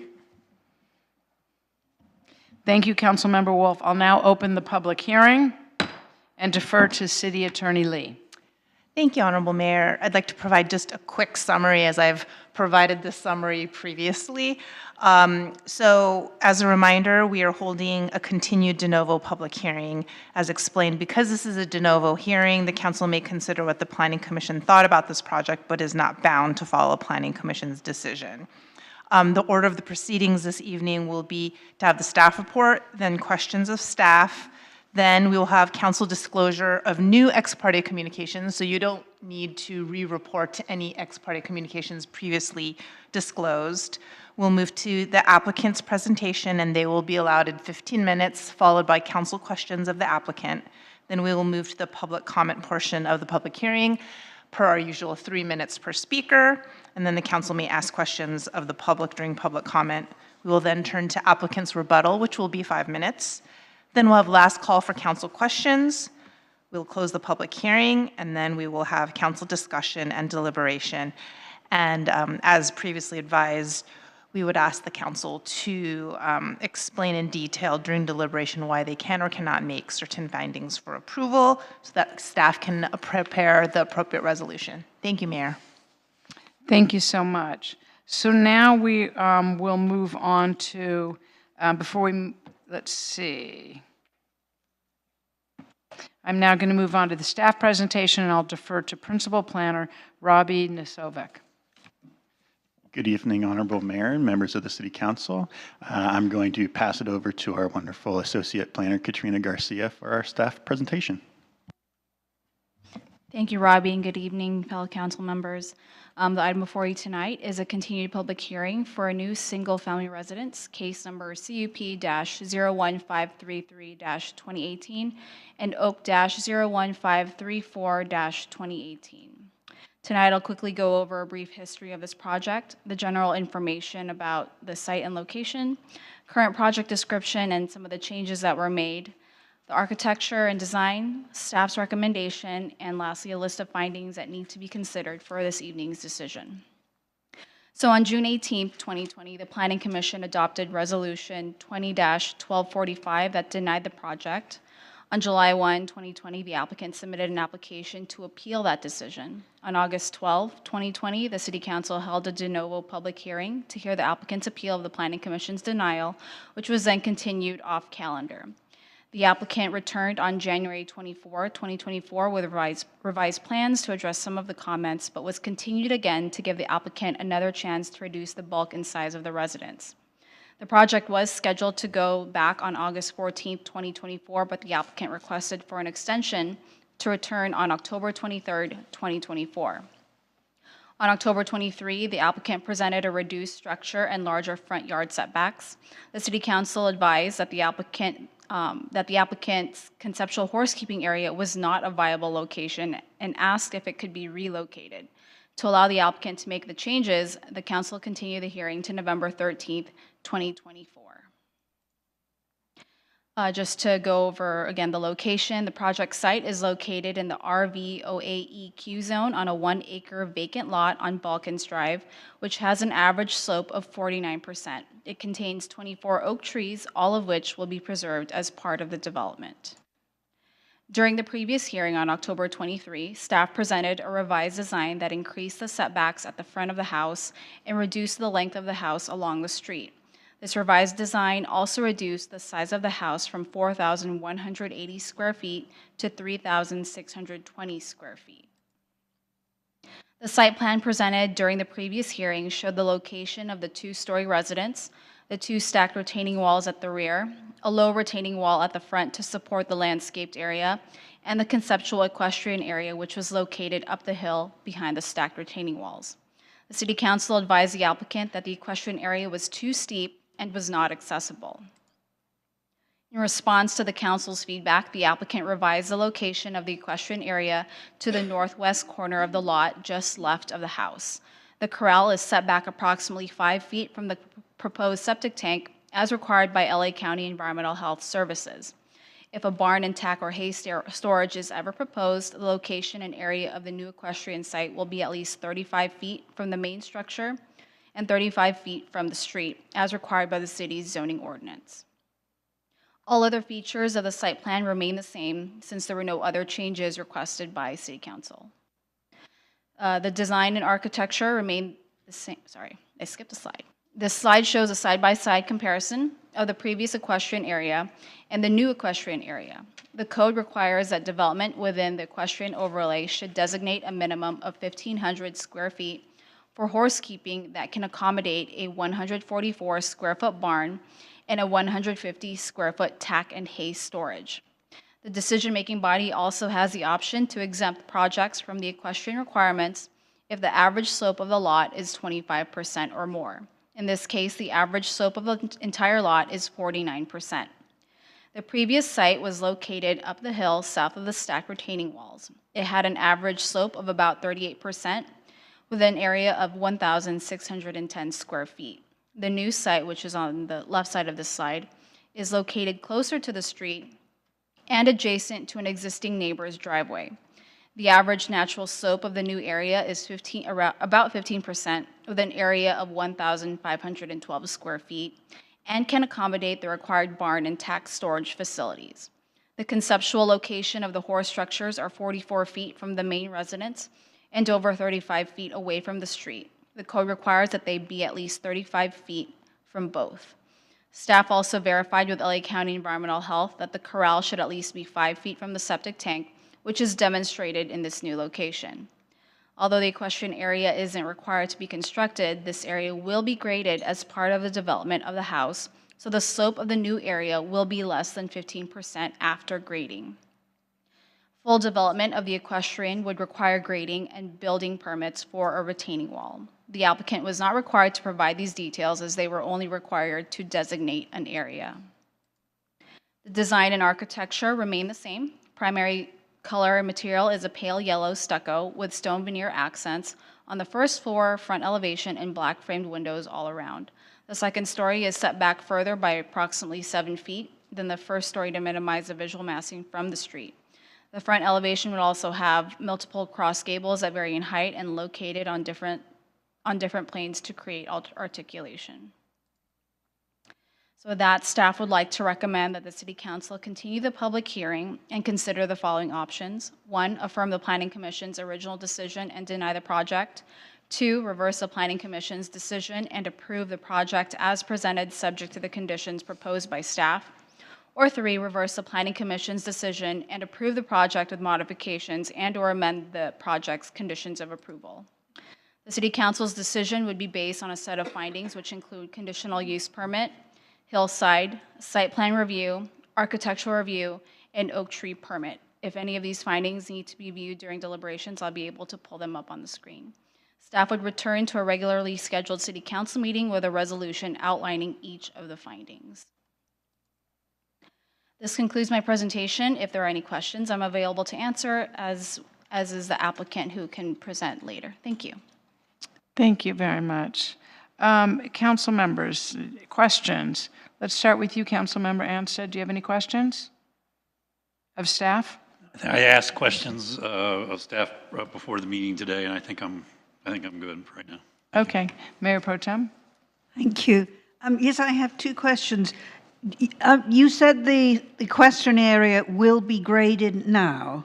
Is that correct? Correct, just as part of the development of the residence. Right. And so will that grading require a retaining wall? So far, not that I know of, based on their grading plans. So it's not going to change the level of the ground next to the driveway? I would defer that to the applicant, since they'd be more familiar with it. And I was just curious, how far is that equestrian area from the neighbor's driveway? It's relatively close. I don't know the exact dimension. I would say it's less than 5 feet. Less than 5, so it's really right up against the driveway. Yes. So if in the future a barn was built, it would be right on their driveway? Correct. Thank you. Councilmember Anstead? Yes. So I definitely have a question now, because the way it was explained to me was that driveway was part of this property. So you tell him the driveway that Councilmember Sylvester was talking about, is that the right next to this lot, there's a path that I thought could be used for a driveway, and I thought that was part of this property. Is it a neighbor's driveway, or is it this? So if you look up on the screen, this is the site plan. So you can see that portion of the driveway is actually on this property. So the accessory equestrian structures would still meet the required setbacks where they're proposed. The driveway, though, that's right next to the designated it's the neighbor's driveway? But yes, but it's on, sits on this lot. That's correct. It's on this property owner's property. So a portion of that driveway is on this property. So do they have like an agreement that he can cross? I mean, it's a covenant that's in the land that the owner of the adjacent property can cross over his land every time they come into the driveway? Yes. So when he had constructed that driveway, he would have needed to get permission from the property owner in order to construct that driveway.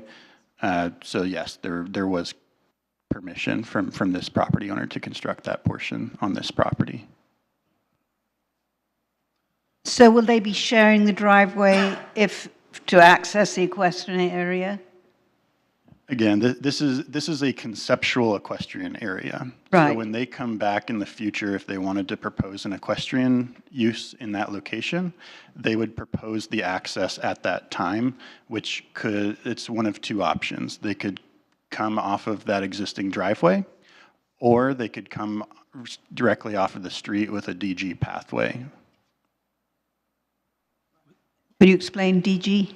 Decomposed granite, which Thank is impermeable. Okay, that was my question.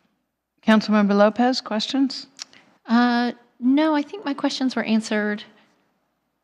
Just confirming that the septic tank, everything is as far away as it needs to be with the septic tank. There's no need to relocate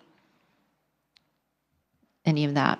So the applicant had originally proposed the horse keeping right up against the septic tank. We verified with LA County Health whether there were specific setbacks for any corral fencing, and they specified that it would need to be 5 feet from the septic tank and 8 feet from the septic field.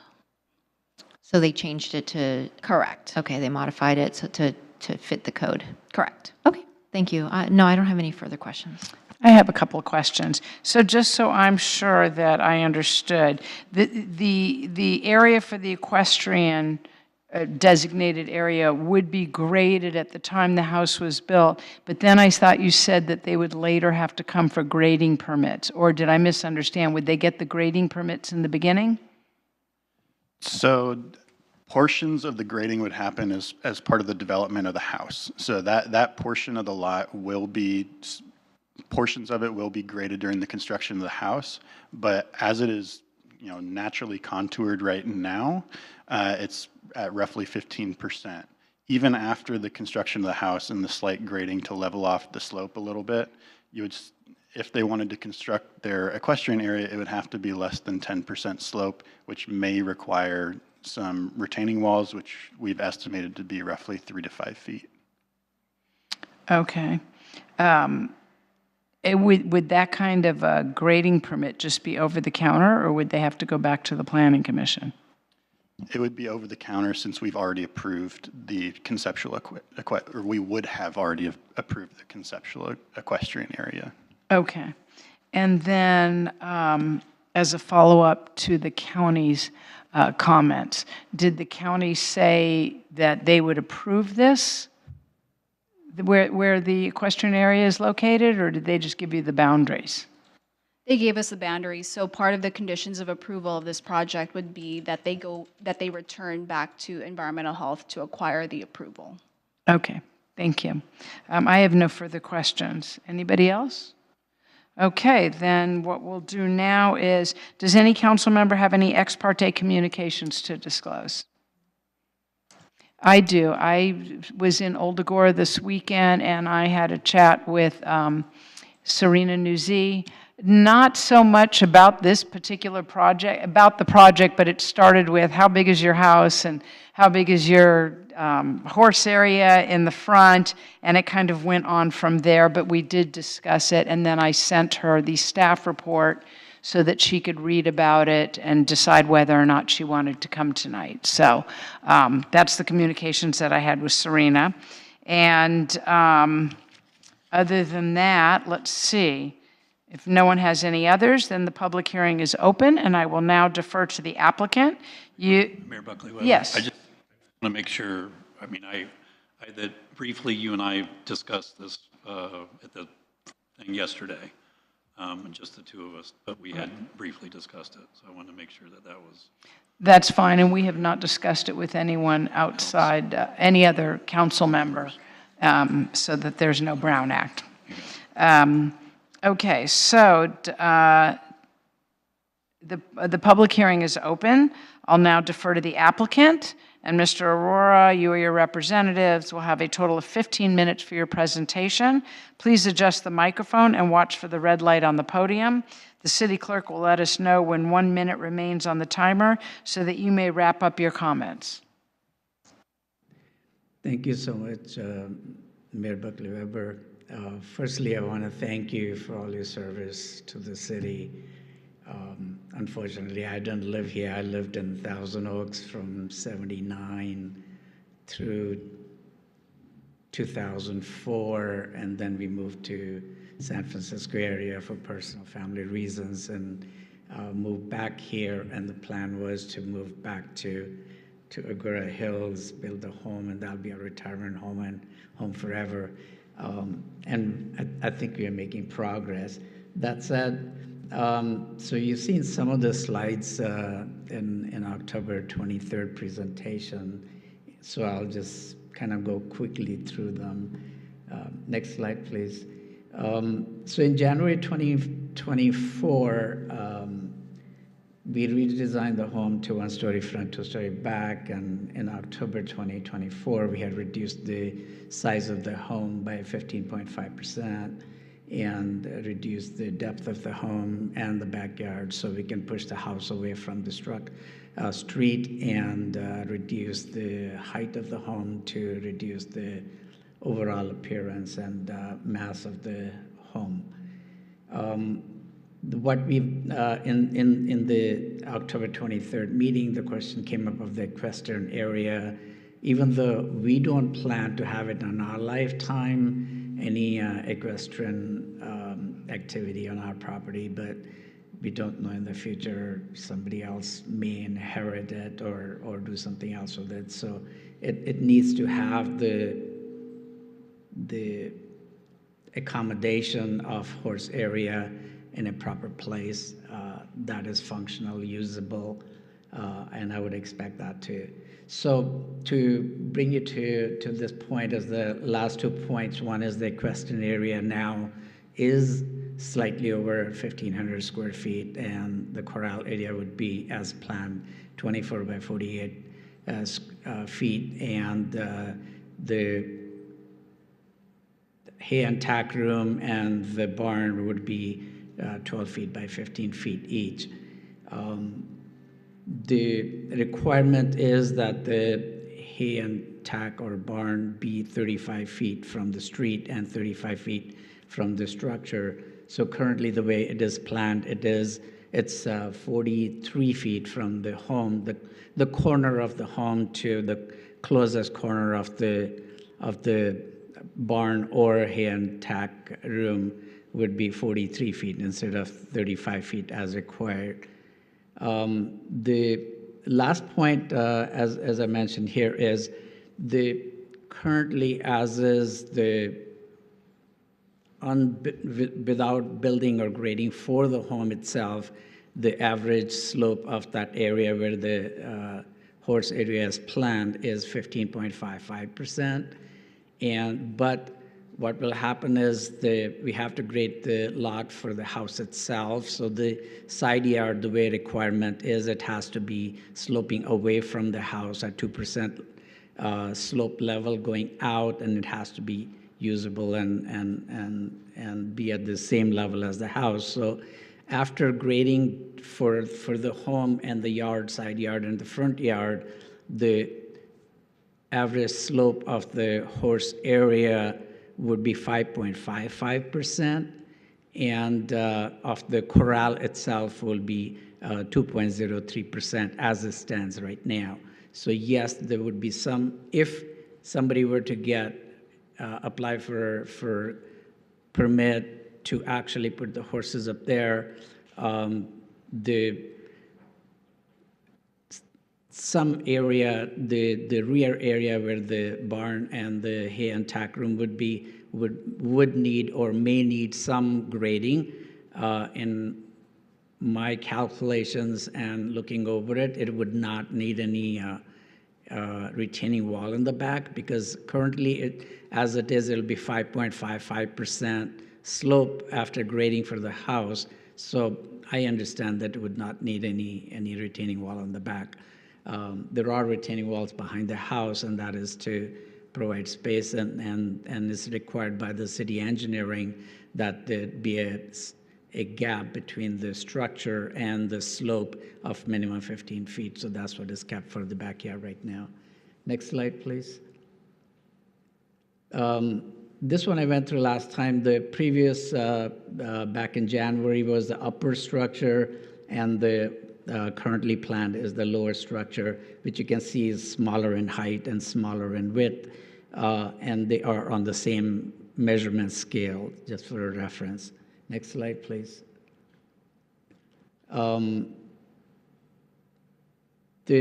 would just like to point out the last point here is the amended horse area is 1,512 square feet, and the slope after having the home and yard pad graded would be 5.55%, and this 10% required, less than 10% required, so it's below that as is, and the average slope of the corral area would be 2.03%. Next slide, please. Here I show on the left side, on a kind of lighted area, the plan that city department had put up was shaded so you could see better, but somewhere on the far left, close to the driveway, is where the horse area is planned at the moment.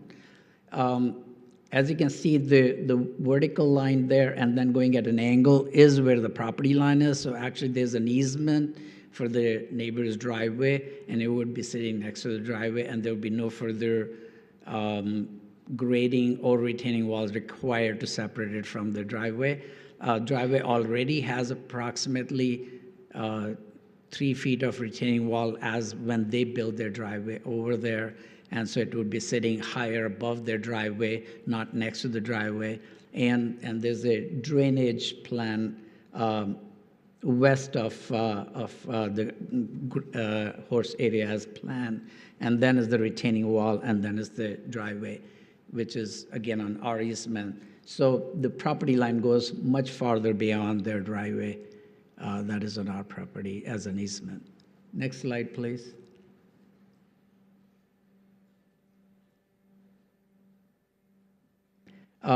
These are the elevations, the 3D renderings, and that we had seen it last time. So I'll just quickly go over them. So this would be the front view.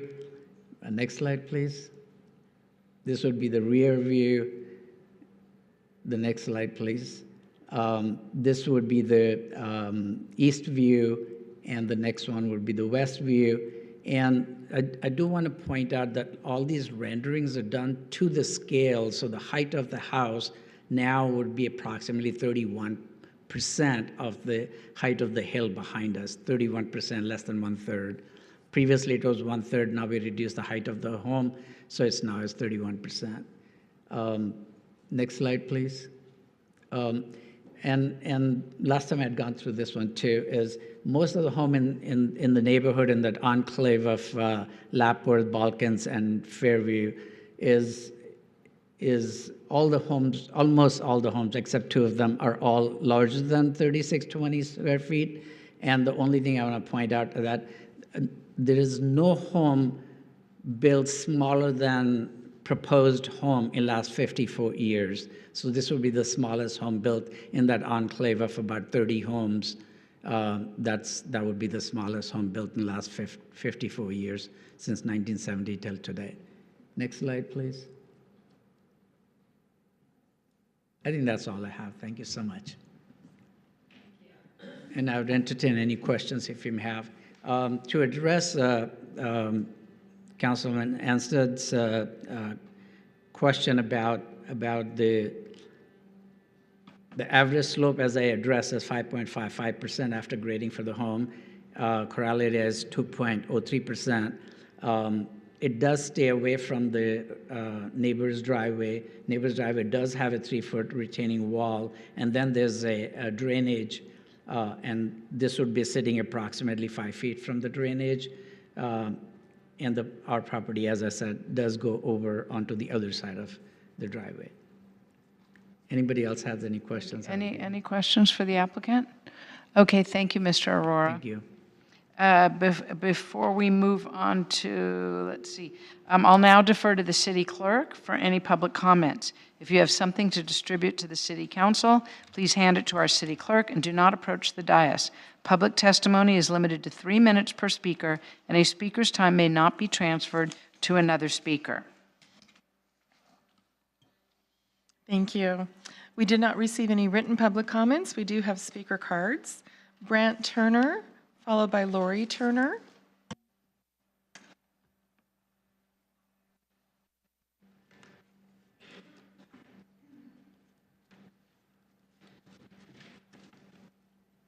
City Council, Ms. Bugley Weber, how are you? Good, welcome back. I feel like a wet blanket here tonight after all these festivities. Sorry about that. No, don't. It's just the way it went. Exactly. All righty. Okay, so the topic for today is a square peg in a round hole. The Old Agoura Overlay Plan states that projects must protect and enhance the natural and important features of the community, which was well expressed by everybody here today during the celebration. 2, maintain the rural character of the community. All right? Obviously, this project does neither. So what fits in Old Agoura? I suggest the best homes are the ones you do not see. Unlike the Highlands, which has manicured lawns, pruned trees, sidewalks, and big, beautiful homes, those traits are not found in Old Agoura's DNA. Our focus is on our natural surroundings and blending into it. So what are the striking features of Old Agoura?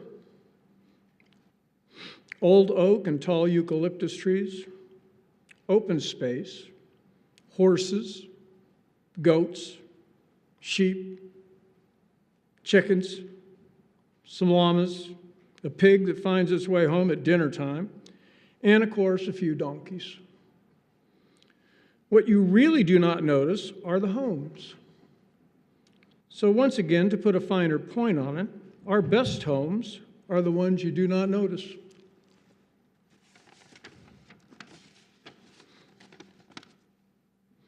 People, both residents and non-residents of Old Agoura, walk our community every day. They're not walking to see the homes. They're walking along the rural roads of our community because it's peaceful, tranquil, and rural. That is what makes Old Agoura unique and worth saving. I am certain that you know this project does not fit this steep hillside lot. I know you know it. My question to you is, are you willing to ignore the Old Agoura overlay and move the goalposts as to what type of home should or should not be built in our community? And I know you know this. Thank you very much. Thank you, Mr. Turner. Thank you. Our next speaker is Lori Turner, followed by Serena Nuzzi. Good evening. During the previous appeal meetings, the city frequently inquired as to what the Old Agoura Homeowners Association had or had not communicated regarding the project. On October 23rd, Councilmember Lopez said that if the Homeowners Association should have come forward sooner if they opposed the project. There was no mention, however, as to what the actual homeowners had to say. No one mentioned the large number of letters that the homeowners in the immediate area took time to write. I don't know who you think the homeowners are, but we the people, have shown up here and written letters. We are the homeowners. Your lack of respect and carefree dismissal of our efforts and opinions astounds me. I would also like to comment on the diatribe that one of the council members offered up at the October meeting. She berated and insulted two of her fellow council members for changing their views about the project. The city rightly insists on communication patterns that promote civility and viewpoints offered by the public, but this member failed to model that expectation. In my view, someone who demeans and belittles others while issuing a personal decree has crossed the line. Lastly, I'm here to once again ask you to reject the project. This large, tall house hovering above the road does not belong on the lot. By focusing on where to put a small patch of land for a horse misses the whole point. The Planning Commission rejected the project. You have dragged out this appeal and are now hoping to finally put this matter to rest by focusing on where the horse should be. This exit strategy is simply wrong. Just because the applicant made a few small changes to the plan and moved the horse area around does not change the character of the project. In the discussion on October 23rd, it was mentioned that some of the council members moved the goalposts as to what was expected from this project. The goalpost was not to just reduce the size by a few hundred square feet or move the doorway back a bit. The goalpost was to design a house that fit the steep lot. The goalpost was a house that did not tower above the rural road like a tall apartment building. The goalpost was to follow the detailed description spelled out in the Old Agoura overlay in order to build a house that supports and enhances the rural equestrian character of the community. Finally, when has it become unacceptable to admit that you have made a mistake? You, the City Council, have the option to do that. So please consider how strongly the homeowners feel about preserving the character of our community and say no to this project tonight. Thank you. Thank you, Mrs. Turner. Our next speaker is Serena Nuzzi.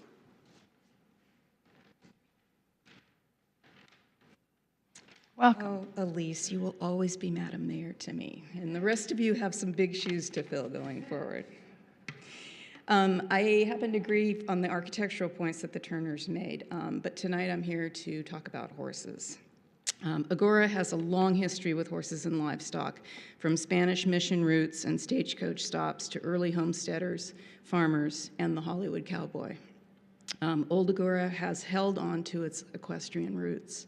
In the 25 years I've been a resident, constant vigilance in planning and zoning has allowed our neighborhood to resist suburban sprawl. Ours is one of the few remaining horse-keeping communities in all of Los Angeles County. The Old Agoura overlay was created to protect more rural lifestyle, and the size of the human house must reflect the limitations of the lot's topography. Horse-keeping privileges are fundamental when considering any development, whether new construction, remodels, or additions to hardscaping on all properties. Any property improvements should be designed holistically, and space for animals should not be shoehorned in as an afterthought.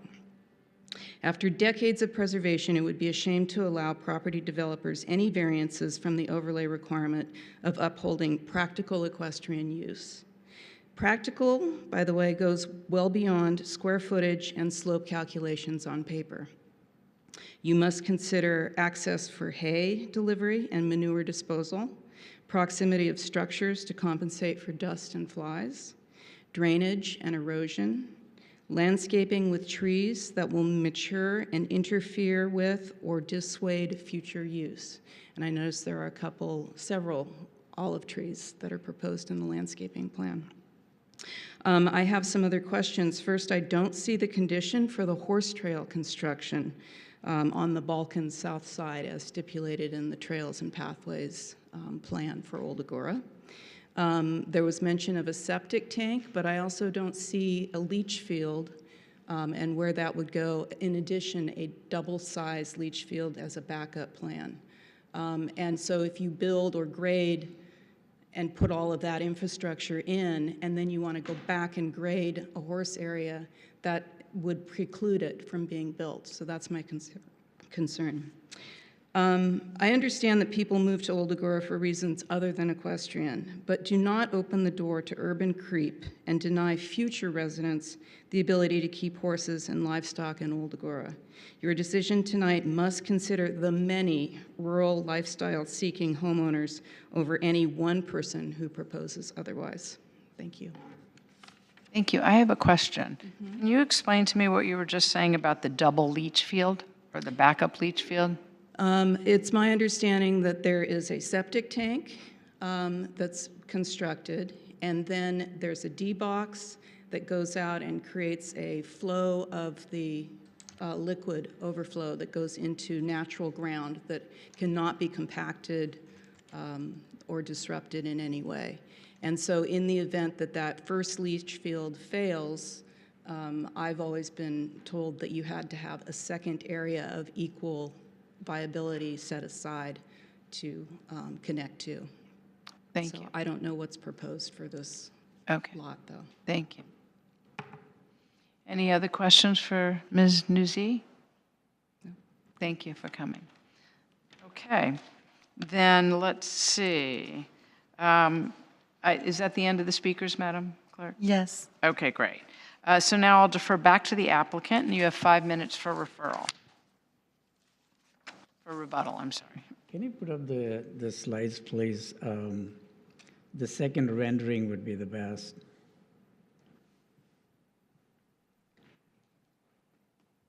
Back. Yeah, that one. So where you see, this is the view from the back. You see the bottom of the retaining wall there, and that'll be our house. There's a hill across this home, proposed home. There's a house on top of that hill across that, on top of that. And that house itself is another 15, 18 feet tall. And that is Mr. Turner's house. He's talking about towering structure and okay, but okay, it may not be Mr. Turner. I thought it was theirs, but there is a house up there that is sitting. So that house, top of that house, would be approximately 64 feet higher than the top of our home. So it's not like it's a towering structure that we're talking about. So that is one. Can you put the site plan, please, which showed the horse area? Okay, so a couple of more things I want to bring up is one is the septic tank is in front of the house, on the corner of the house, which is 5 feet away from the horse area. From there, okay, let me back up a little bit. In the science of processing the waste, there are two ways of doing it. One is you have a septic processing system and then a leach field. Leach field, it requires that you be 8 feet below, and the horizontal pipes put in there with the holes in there to let the water out, and that needs to be approximately 70 feet long. There's a second way of doing it, is the septic system feeds a septic tank, what they call seepage pit.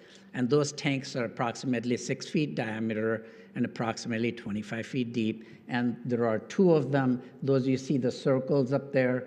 One is in front of the middle of where the line is between the office area and the living room. If I may walk up here. So the horse area is here, the septic tank is here, the one seepage pit is here, one seepage pit is here. We require to have only one seepage pit working, but you have to plan for the second seepage pit. So once one of them fails, then you have to dig the second one up. So we don't have to dig up the second seepage pit, but we have to have planned for it, and it has to work with whatever the testing the soils report did to show what the percolation rate for the water to get out is, and that's what the LA County Environmental Health Department looks at as to what the percolation rate is, what the water flow would be, what would be required for that, what large size house, and whether to approve it or not, and it was previously approved. So the two seepage pits are acceptable to the environmental health of the LA County, and the seepage and the septic tank is a septic tank processor is acceptable to them. We are 5 feet away from that. That is the requirement. Currently, the way the horse area sits is, yes, it is closer to the driveway, sitting higher up above the driveway as planned, even though we don't plan to have it. However, the horse area can move closer to the house approximately 8 more feet if that's what works out better when somebody is building it, because the requirement is from the house, the barn or tack and hay room be minimum 35 feet. Currently it says is at 43 feet. So you still have 8 foot more. You can move it back and forth, left or right, whichever way you want to. And as I said, it's already sitting about 5 feet away from the driveway. So there's about 13 feet total available to move around without encroaching into the 35 feet distance required between the house and the barn area. If I may have, anybody else has any other questions I can address? Anybody have any questions? I have a couple for you. Yes. I was wondering, when did you purchase the property? We purchased it in 2018, so we were still in the Bay Area, and we thought we were looking at retirement, so we purchased the property to move here, build it, and then move in. And 3 years later, and we sold our house there to buy this, to build it, and then we lived in a rental place, and we waited for 3 years, and since it didn't get done, we have currently moved to 3 years ago in 2020, end of 2020, we moved to Camarillo for now. Okay, Once the so house let is me- built, we'll be moving in here. So you purchased it in 2018? Yes. Were you told about the requirement of an equestrian area needing to be put in the plans? Yes, when we were doing the initial plans, the city planning department lady had told us that you'll be required, and that time we had discussed it can be either next to the home or it could be higher up on the hill. I'd made this comment last time too, is she had recommended you want to put it higher up back there. Why would you want to put it next to the house? So that's how it ended up there in the previous plan. But as we discussed in the last meeting, that it needed to be on the surface street, so now it's on the surface. Okay, and I can't remember exactly the date you first went to the Planning Commission, but over the years, you've heard how the Planning Commission and the City Council, the Planning Commission rejected the equestrian area, and the council had concerns about the equestrian area. Right. What were your thoughts about that? My initial thought is that we would not have a horse. I am 71, my wife is 62. She works here on Roadside Drive and as a clinical psychologist, has an office there. So we would be moving to Agoura Hills so she could be close to work. We don't plan to have any horses because one of our son is a medical resident at Kaiser LA, and our other son is in venture capital finance in San Francisco, has his own condo. So I don't expect them to. You've known for a few years about these concerns about that we would need the horse area, and yes, it was planned previously that it could be graded. The average slope at the higher level behind the house was at 35.5%, and that it would be graded down to 10%. And that time, yes, it would require a retaining wall on the back to hold the dirt back so we can have a flat area. But at a current planned space, it would not require any further grading or retaining walls, as I understand, because it's below 10%, which is what is required. Okay, thank you. I have no further questions. Anybody else? Thank you, Mr. Aurora. Sure. We appreciate it. I have a question from staff. Go ahead. Of staff. Oh, go ahead. Is now the time? Yeah, now would be a good time. Okay. Staff, can you either confirm or clarify that what Mr. Aurora is saying about the leach fields is correct? Is that something that, you've gone through the motions of reviewing and what the outcome of all that is? Yeah, that's correct. As far as we know, he's received approval from Los Angeles County Health, and we have that approval on record. Okay, thank you. My question for staff is about the double leach field. Do you know much about that? If that's required? Or a backup leach field? Good evening, Madam Mayor. Yes, LA County Public Health does require that there's backup leach field for new development. And does this plan have a backup leach field? Yes, I believe that both the leach field that the initial leach field, the primary is located in front of the home, and then the secondary is also located in the front of the home. And I believe those are the two areas that the applicant pointed out to us? They are, yeah. Okay, thank you. Okay, any other questions? All right, seeing none, that now we will go to, there being no further questions, I'll now close the public hearing. And we'll now move on to deliberations. Councilmember Anstead, you want to start?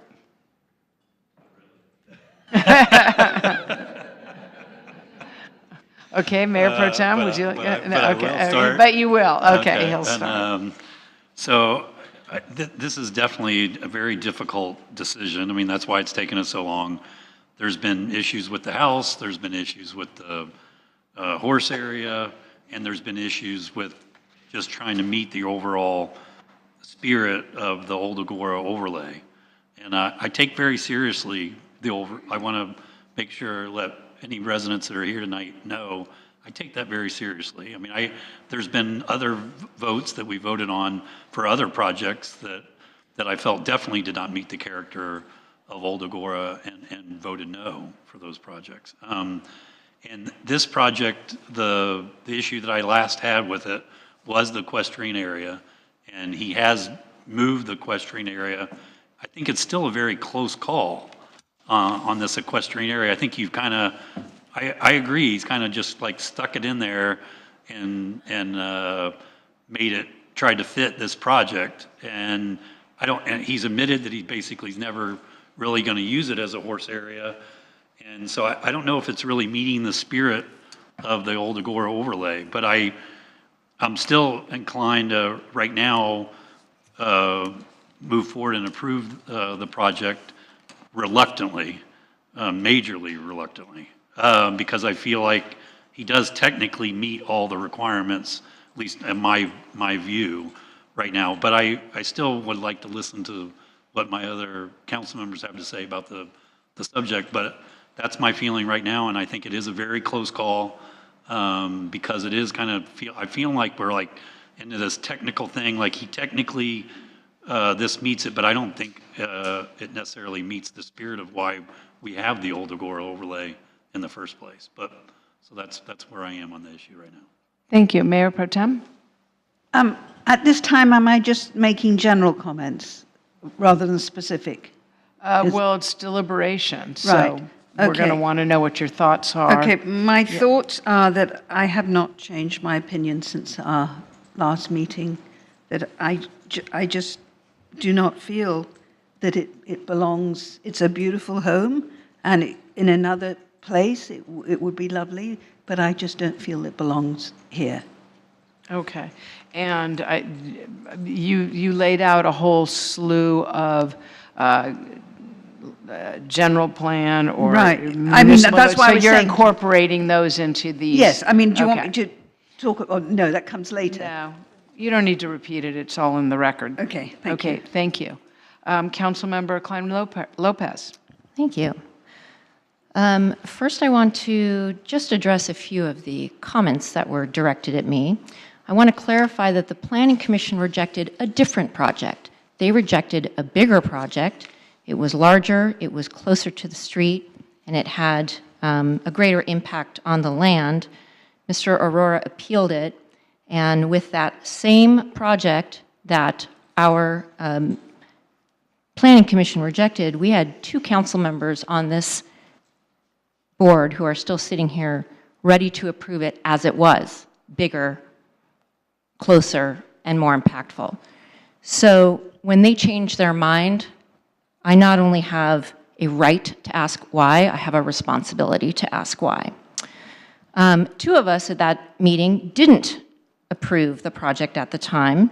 We wanted a smaller footprint, we wanted more of a setback, and we wanted more architectural nuance, all of which Mr. Aurora came back with. I'm not going to say that next piece. That's just not necessary. Okay. My concerns have always been about the square footage and the equestrian slope up on the original equestrian area. The square footage, as I mentioned, was lowered significantly, so it's now in the 3,000s instead of the 4,000s on a very, very tough lot that has a very tough slope. And there is a reason why this council and the Planning Commission can exempt a property from having that horse facility, because if that slope is so tough that makes a project like this so difficult to put an equestrian area in, we have that right to be able to exempt the equestrian requirements so that a property owner can build a home. I don't want to do that. I want the equestrian there. I think we all want Old Agoura to maintain the option to have an equestrian property rather than remove that from the Old Agoura site. So we are doing everything we can to get that equestrian area in there. I understand that it's being smushed in there, it's being moved around. We've asked him to do that. We asked him to do that because we didn't want to imagine a time where someone would have to grade a 38% slope for an equestrian area and the access issues that might come with that. So I appreciate that you did that. I appreciate that you did it in a short period of time. And I understand that it's not, it's just not an ideal buildable flat lot. It's just a tough lot. And so, I think Mr. Agoura is doing everything we are asking him to, and I am not inclined to move the goalposts again for him when he has done everything we've asked him to. Two of my 3 other council members had said that their only issue at the last meeting was that equestrian area. It has been addressed. It is within code. It is the health department has said it was okay. The fire department has said it's okay. Our planning department has said it's okay. So I like it better than when it was up on the 38% slope. I don't think it's ever going to be an equestrian area, but if it is, I would certainly like future property owners to have that possibility. So I think Mr. Agoura has done everything we've asked him to do, and I can make all the findings. Thank you. Thank you. So this is a really tough one because I agree with Mr. Turner that it's like trying to put a square peg in a round hole. And in a perfect world, Mr. Agoura, you would have designed the house around a feasible and reasonable horsekeeping area. But you didn't do that, and you've been at it for a couple of years. You have done what the Planning Commission asked. You have done what the City Council asked. And although I would have liked to have seen the horsekeeping area in the front of the house rather than on the side, I now know that you can't do that because the leach field, the septic tank and leach field is there. It's a really tough one. I mean, we all agree that we do want that to be a horsekeeping area there, but it sounds like from what I'm hearing, although I'm not 100% convinced, that this horsekeeping area would meet all of the requirements in the code. And so I agree with Councilmember Anstead. I reluctantly can make the findings, and I hope that I don't regret that down the road. I'm concerned about that horsekeeping area still being a usable horsekeeping area, even though you're not going to be using it as such. We want there to be equestrians in Old Agoura. It's a very special area. And you did make the house a lot smaller, but that didn't really, in a perfect world, like I said, if you started from scratch, we'd probably get a better project and a better equestrian area. But as I sit here today, I'm not comfortable asking you to do that since there's, substantial evidence that this complies with everything for the equestrian, in the equestrian overlay. So with that, I can make the findings, and we will go from there. Does anybody want to add anything? Then staff is recommending that the City Council conduct a continued public hearing and consider any of the following options. One was to affirm the Planning Commission's original decision and deny the project. 2 was to reverse the Planning Commission's decision and approve the project as presented, subject to the conditions proposed by staff. Or 3, reverse the Planning Commission's decision and approve the project with modifications and/or amend the project's conditions of approval. So I'm going to ask for a motion and a second, but before I do, there was an issue about conditions with lighting that we wanted to, I want there to be a condition of approval that there would be that downward lighting. I don't think we ever voted on that because we didn't really vote on anything last time.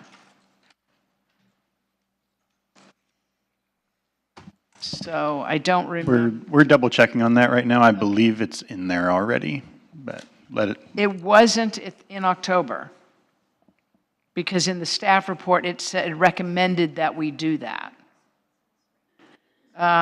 Page 4, it was 2D, lighting. Condition the project to require lights be shielded and downward. So right now on proposed condition number 25, it states all exterior lights shall be focused downward and shielded to minimize glare and light spillover onto the open space area on the south end of the site and the adjacent lots. Did you want anything else to be added? No, I think that covers it. Okay. I just want to make sure that that's a condition of approval. Okay, with that, I'll take a motion in a second. Can I ask one more yes. question? Sorry. The one issue that Ms. Newziel brought up about the horse trail, is that something that is required that would come in afterwards when something would be developed there, or? We're not aware of any general plan horse trail on this particular property. Okay. That's not part of our overlay? It would be in our general, all of our trails are in our general plan. So we would have to look at our general plan and confirm, but. Can we ask Ms. Newziel do we have to reopen the? Do we have to reopen because we do want to know, if sorry, it's in there, we want to make sure it's a condition of approval. Yeah. It might be goal LU8, but I don't see. Go ahead. So Agoura Hills Municipal Code Section 9592E states that all lots adjacent to a proposed equestrian trail shall provide public equestrian trails in accordance with city plans and policies. I think staff would just need to clarify whether there's actually a proposed equestrian trail anywhere in our city documents, whether it's general plan or some other formal document. We wanted to add that this is a private road and the trails would be for public use. So there are no trails proposed. Thank you for that. Go ahead. So if I may, as part of the recommendation, your action will direct staff to bring back a resolution doing one of these things, because clearly we don't have a resolution before us. So I just want to make that clarification. That part of your motion would be direct staff to bring back a resolution memorializing the council's direction and action. Thank you. Thank you. So do I have a motion? So I will make a motion to direct staff to return with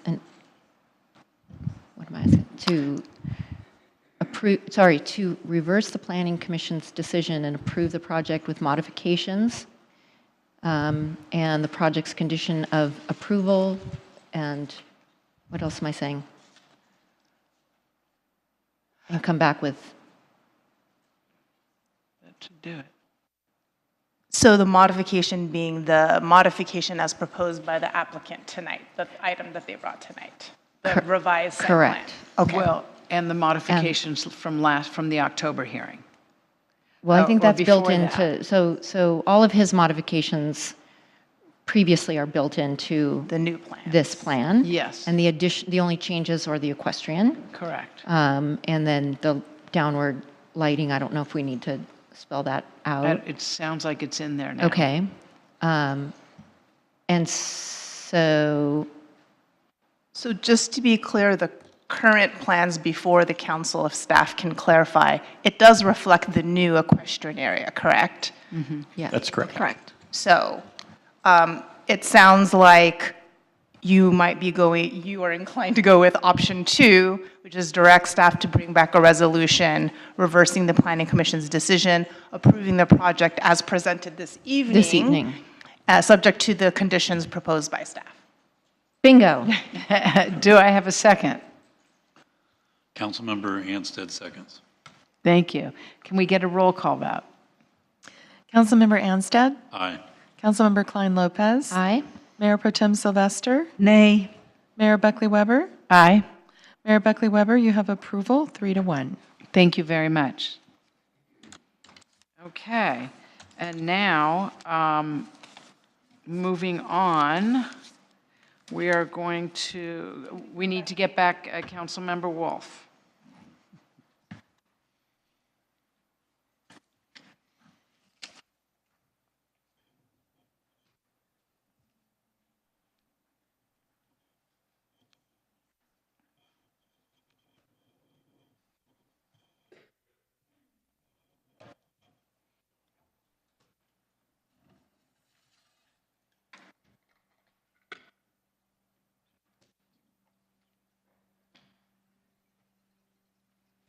changing of the guard over there.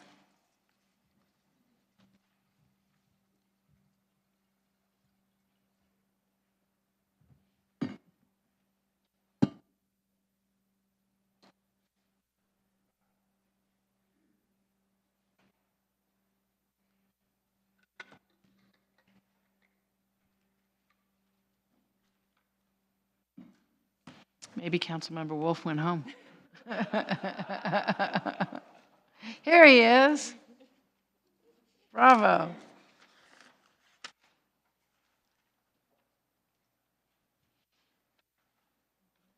Okay.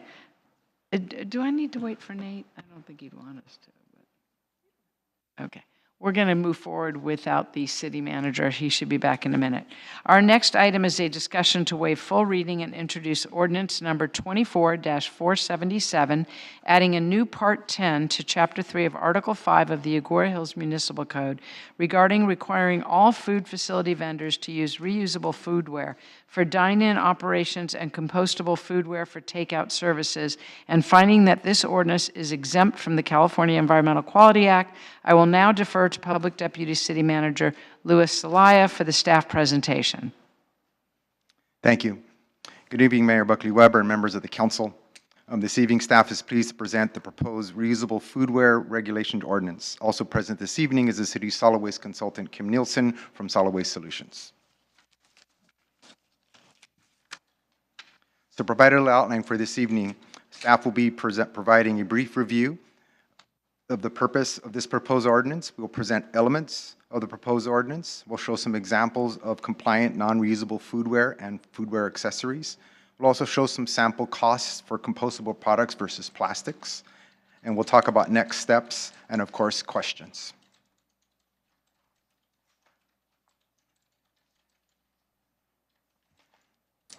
As we look at the proposed ordinance, I believe many can agree that there are numerous reports and studies that have documented the negative impacts of plastics and polystyrene on our environment. Those impacts have resulted in existing legislation that is limiting or prohibiting use of these single-use plastics. This type of ordinance has been in discussions with several past and current council subcommittees for many years. There are currently over 129 municipalities that have already passed similar ordinances. Additionally, the city's current cap lists the reduction of greenhouse gas emissions through solid waste reductions as one of its goals. And finally, this was identified by the City Council as a goal to be completed in fiscal year 24-25. So let's look at some of the elements of the draft ordinance. As with many ordinances, you have definitions. Within the ordinance, there is also regulations for dine-in foodware for on-site consumption, regulations for takeout foodware for off-site consumption, regulations for those businesses or food vendors that use digital ordering platforms, regulations obviously that will apply to the city's purchasing facilities and sponsored events, exemptions as provided by the Health and Safety Code, and of course there is a section for enforcement. Before we cover the elements of the proposed ordinance, I just wanted to cover the definition for food vendor.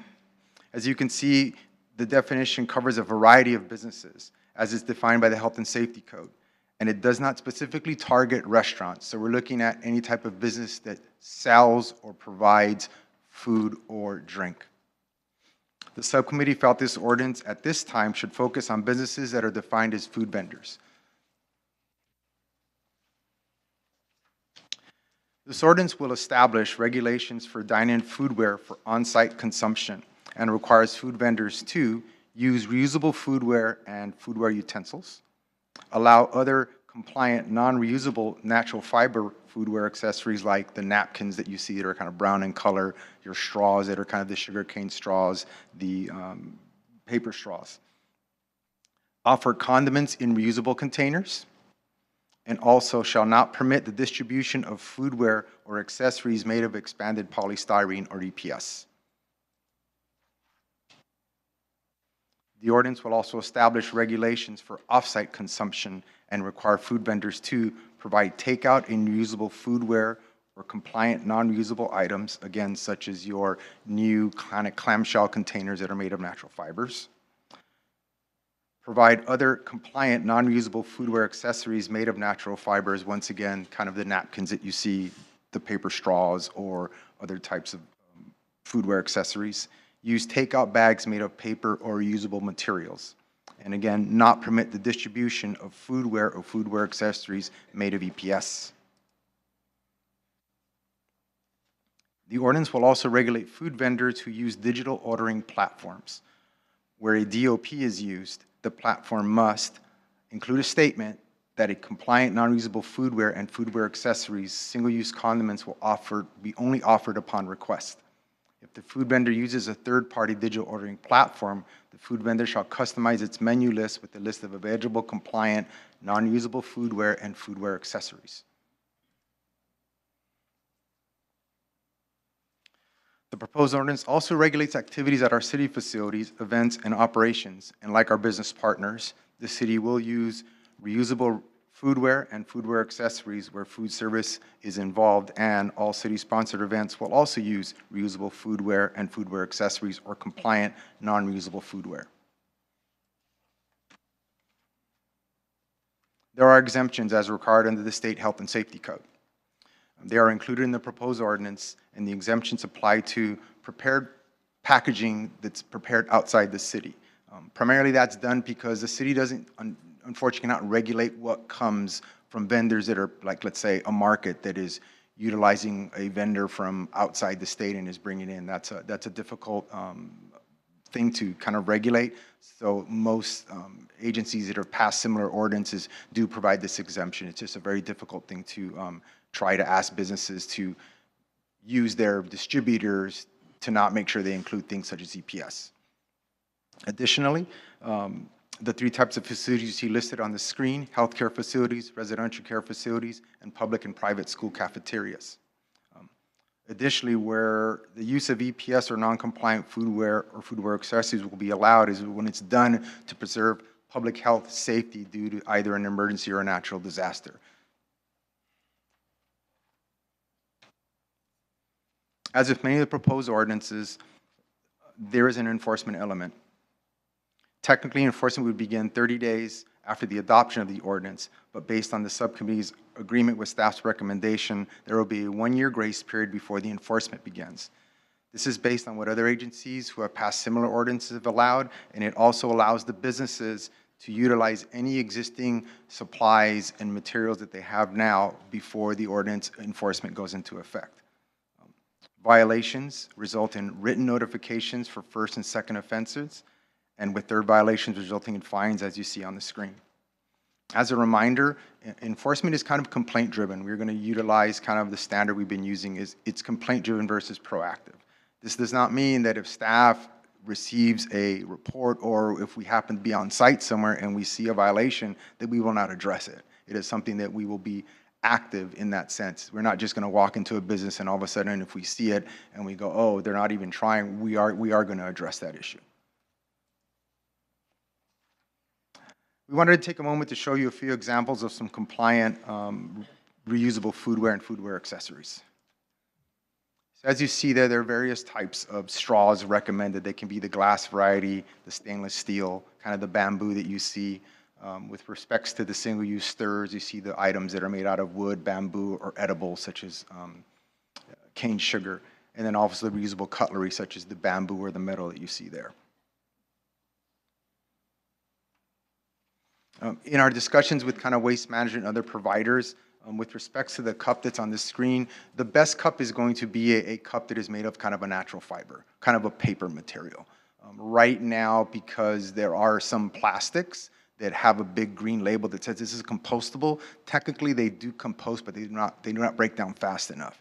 And so right now, all the solid waste providers that are working with CalRecycle and the plastics industry, they are working, as we understand now, to somehow work with the plastic producers ultimately to produce something that is truly compostable. So you see, that clear plastic cup that also has that green label that says this is compostable. It's just, this is an ongoing issue with respects that it's something that the technology is kind of advancing and they're still trying to figure it out, and then trying to get something that will get to the end processors, the people like the waste managements, the other trash companies who are going to process and recycle all this. They just want to make sure that what goes in there is something that there are people who are basically online that they can literally go, oh yes, that's not, that's recyclable, that's not, that's compostable, that's not. So right now, at least in our discussions, they're recommending that when this ordinance passed, should the council decide to pass this ordinance, that we would make recommendations that if you're going to utilize a compostable cup, do on a paper material. That it's a guarantee that it won't get pulled off and scheduled to be put in the landfill. During the community workshop in October that was held by staff, the questions were asked about product cost. The table that you see there shows some examples of cost differentials between now commonly used plastic foodware and foodware accessories versus compostable products. As you can see, there are some cost differentials that are somewhat higher and those that are lower. It should be noted that while in case some of the costs are lower, in essence, they might be a little higher because the quantity that they're buying is maybe not as much. I know I apologize for the small screen, but I'll take an example. If you are looking at purchasing currently right now polystyrene, which is the plastic straw unwrapped, for a cost of $7.55, you can get an 800 count.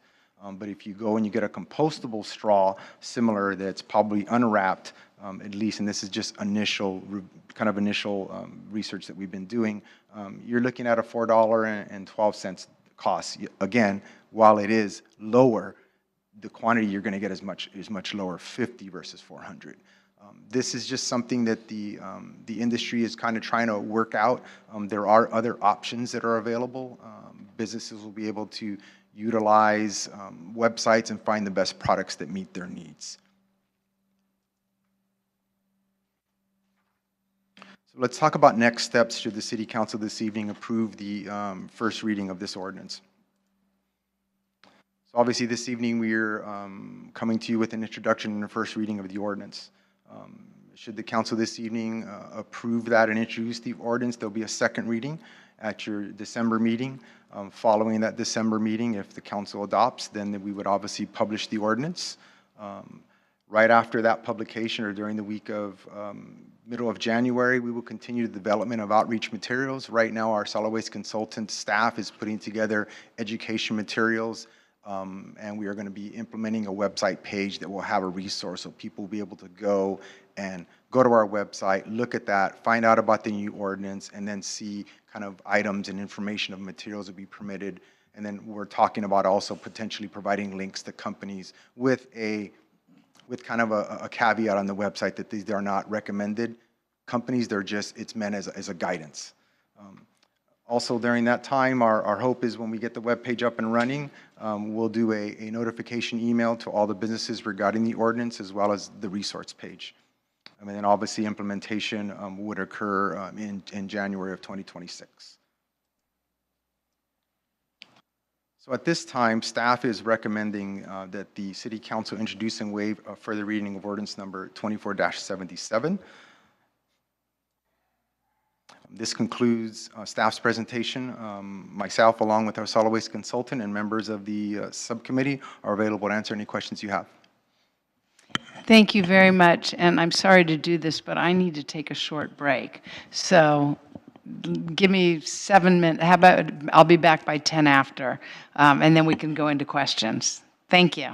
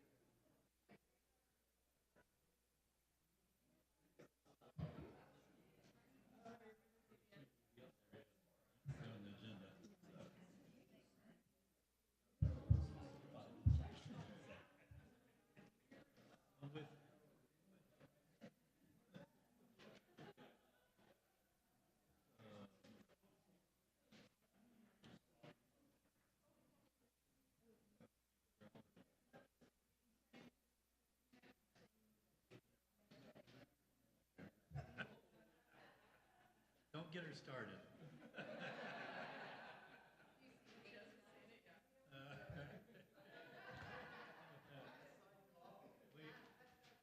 Wait till you finish. Let's finish this. By the way, I do have to say that yesterday the staff gave me one of the lights. It's on my outside table right now. It looks so great. Your backyard's going to be amazing. I know, all lit up. Okay, so let's move on. Thank you for that, Louis. And let's go to see if any council member has any questions. Let's get, okay, go ahead. So can you tell us about, because one thing you didn't go over is, I think there was a presentation to the local businesses. Can you about this proposal? Yes, we held a workshop in October. We invited all the businesses, as explained in the staff report. We sent out a letter as well as email, because we had email addresses for all the impacted businesses. And we did receive one business that showed up for the workshop. And then we also had an email question from one of the businesses who was just asking about the cups. And we provided that clarification to them that here were the types of cups that were allowed, and they were saying thank you for the information. The gentleman that was here from Uncle Afs. Uncle Afs, he was very excited. He said, "Oh, we look forward to doing this." But the idea was to give the businesses a chance to have the ordinance. They got a copy of it. Not only did we put it in the letter that we mailed to all businesses, we also emailed it. So, we gave the businesses enough opportunity to kind of comment. I think a lot of it is many of the businesses are doing it now. I think a lot of businesses are per state requirements. You see, I think if you go to one of the local fast food, there's a thing that says if you want utensils, please ask. So we wanted to make sure that we gave the impacted businesses the opportunity to comment and give us their thoughts. And so far, we have not received any negative or concerns. It's been all, wonderful. We look forward to doing it, at least from the businesses that we heard from. I think our solid waste consultant talked to the gentleman at McDonald's, the manager, and they were, just let us know when it starts. So, Thank you. Any other questions? Mayor Pro Tem? Yes. Do you know how many businesses we're talking about?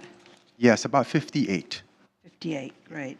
And I mean, I think it's a really wonderful idea, but I want to really get buy-in. So if there is a business that is struggling finding supplies, will we have resources to help?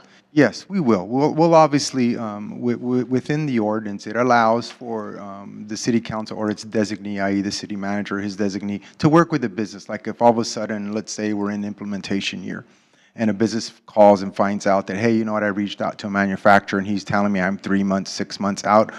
As long as we've got a community, we'll work with the businesses to figure out what, if they say, we're going to get it in 6 months, if a simple email, let us know, hey, here's the email. We're not going to come in with a heavy hand. We're going to work with our businesses. Our goal is on our website resource page to have information about, is to give them enough information and guidance on where to go. And as we hear more information, whether it comes from Cal Recycle or about new products, we'll try to update that page as much as we can.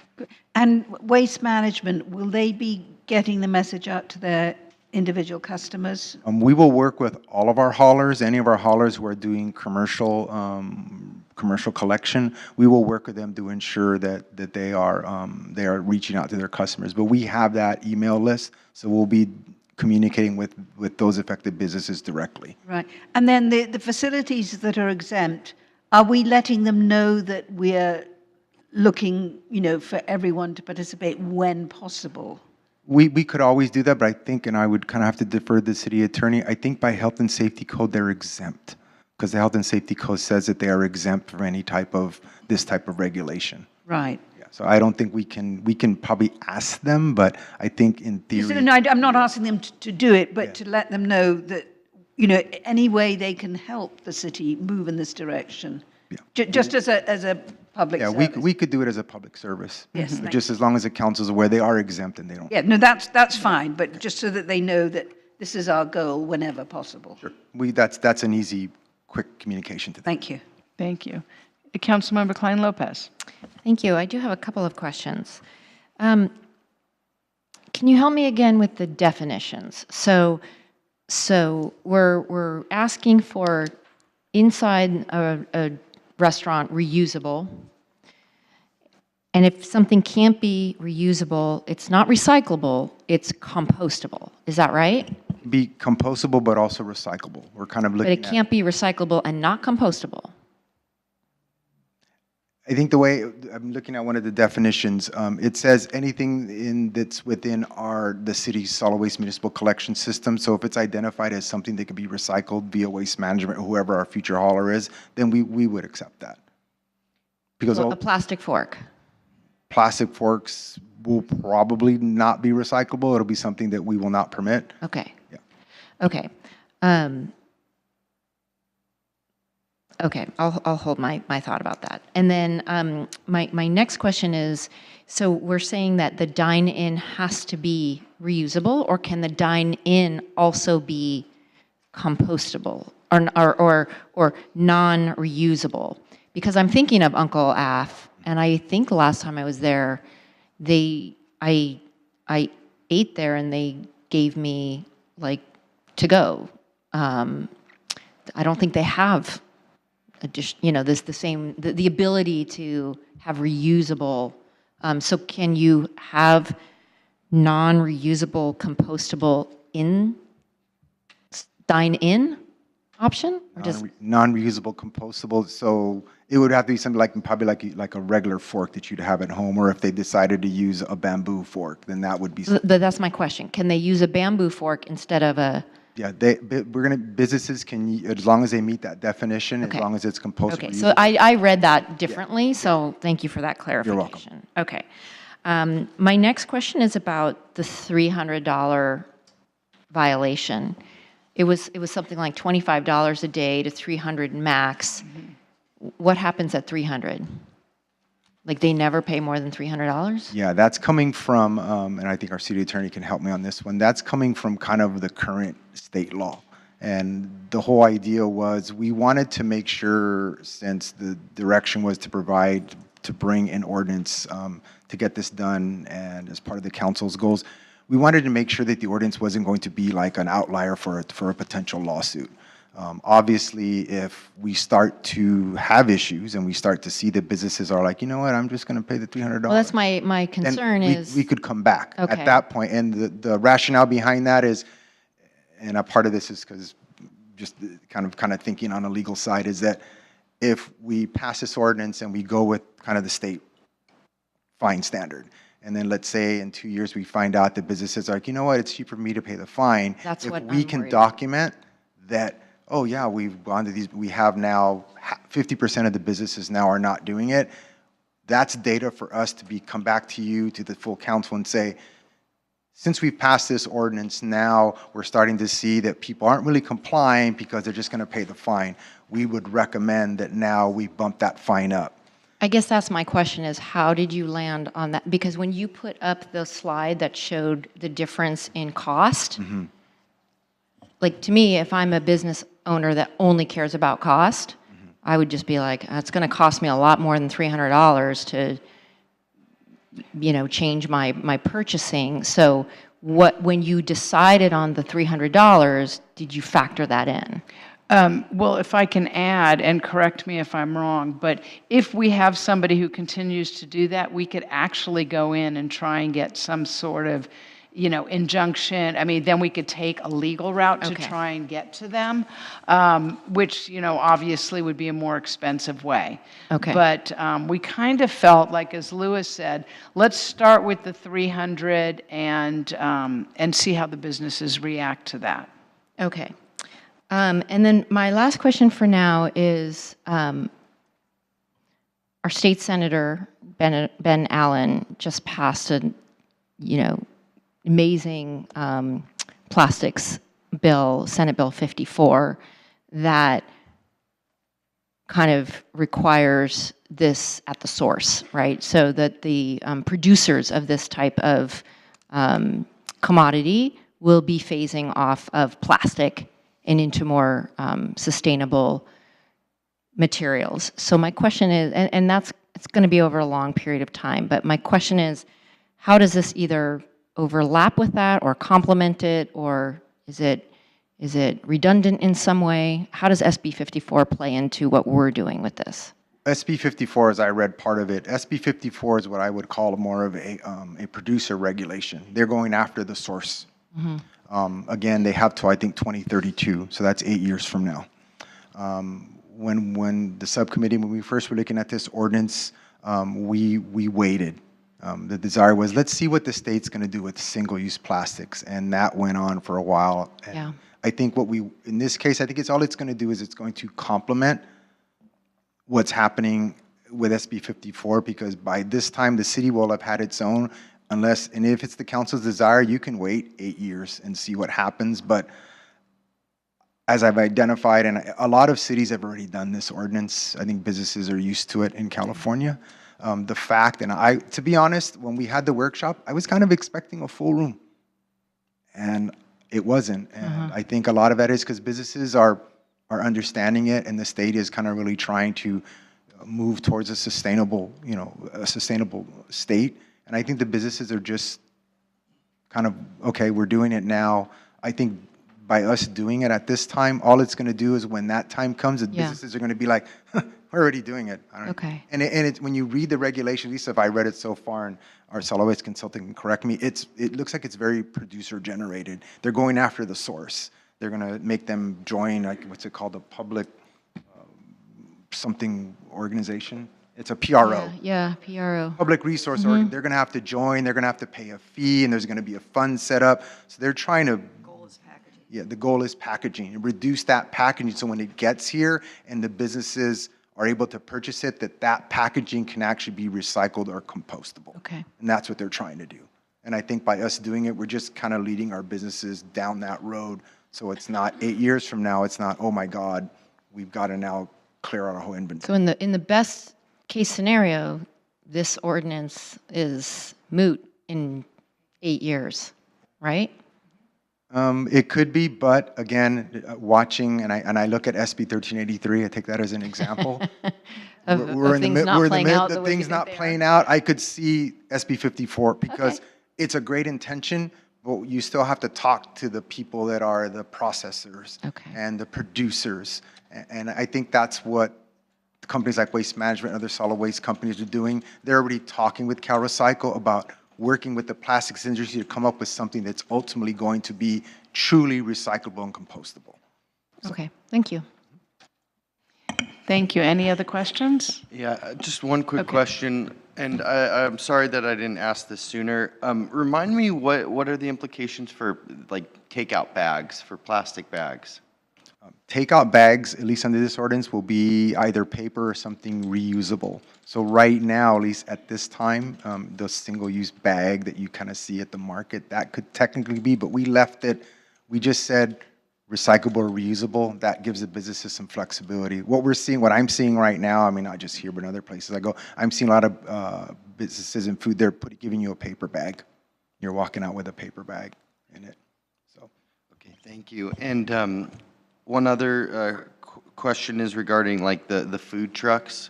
In this ordinance, we decided not to enforce with the food trucks. Is that? No, in this ordinance, we kind of have to because they're they're I'm qualified as a food vendor. Sorry. And when you start to separate someone from another one, then the next person can say, well, then how come he doesn't? That kind of company can, and I can't. So we just decided it's best to, again, not be that outlier out there where you're all of a sudden susceptible to a litigation. Treat everyone kind of fairly. Thank you. Sorry, I had that backwards. No worries. That concludes my questions. Thank you. Any other questions? Okay, then we will move on. We'll move on to defer to the city clerk to see if we have any speakers on this item. Thank you. We do not have any written comments or speaker cards. Thank you. Does any council member have any further questions? Okay, then we'll move on to deliberations, and I'll start with Councilmember Wolf, since he's on the subcommittee. Great, thank you. Since we're talking the night of Mayor Buckley Weber, I think this is something you've been pushing for a long time, and this has been a long time in the works. A few of the things I want to comment that were really important to us worthy grace period, giving businesses a reasonable amount of time to go through the product that they might have and to have time to implement this change, because any change is hard. So I appreciate that we're implementing that. I know that the fines were brought up, but we're not trying to, the fines aren't going to be a deterrent. We want folks to ease into it and be good actors. And one of the things we kind of discussed that's not in this ordinance, but something that we want to look at going forward, is like some sort of sticker or some kind of thing on a window of a business saying like, we are I don't know what we're going to frame it as, but that they're in the mix, that they are committed to not having single-use plastic. And that hopefully we'll see that through most of the 58 businesses that are on there. And I think it's an incentive to get other people to see that they have that. I also feel that this is not that drastic. This has been done in, Louis, you had a number of how many cities this has been done in municipalities? Over 129.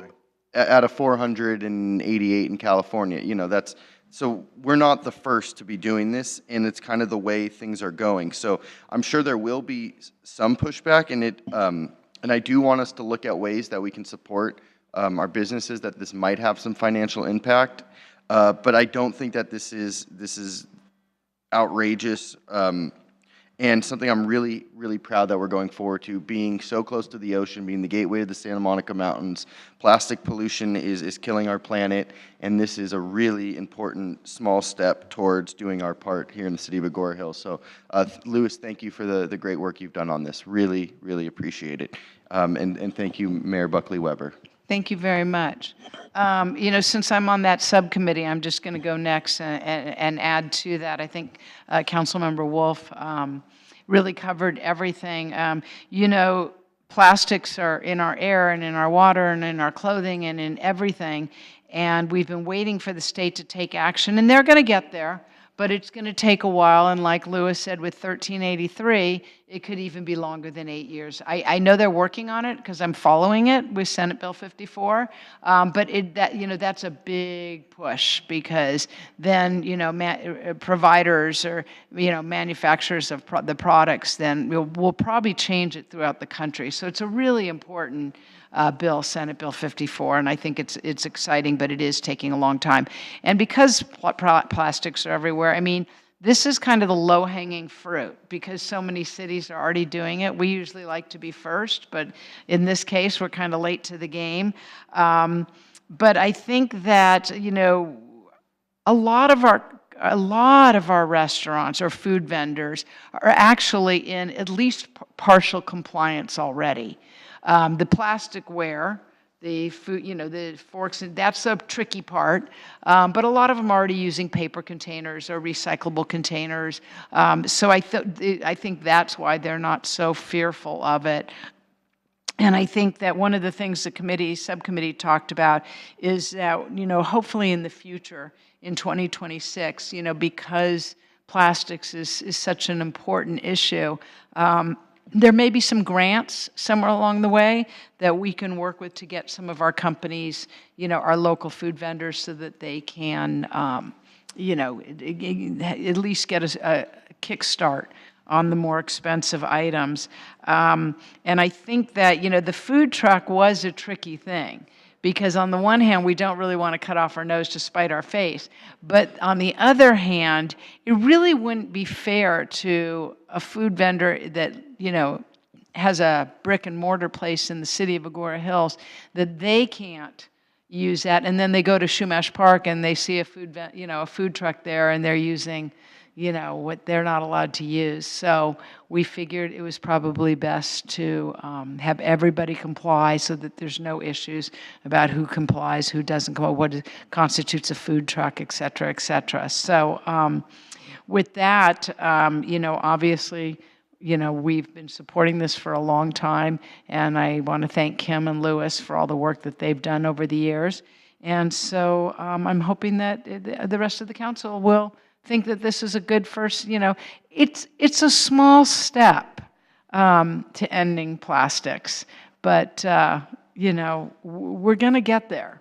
it's small steps is kind of the way you have to go. So with that, Councilmember Anstead?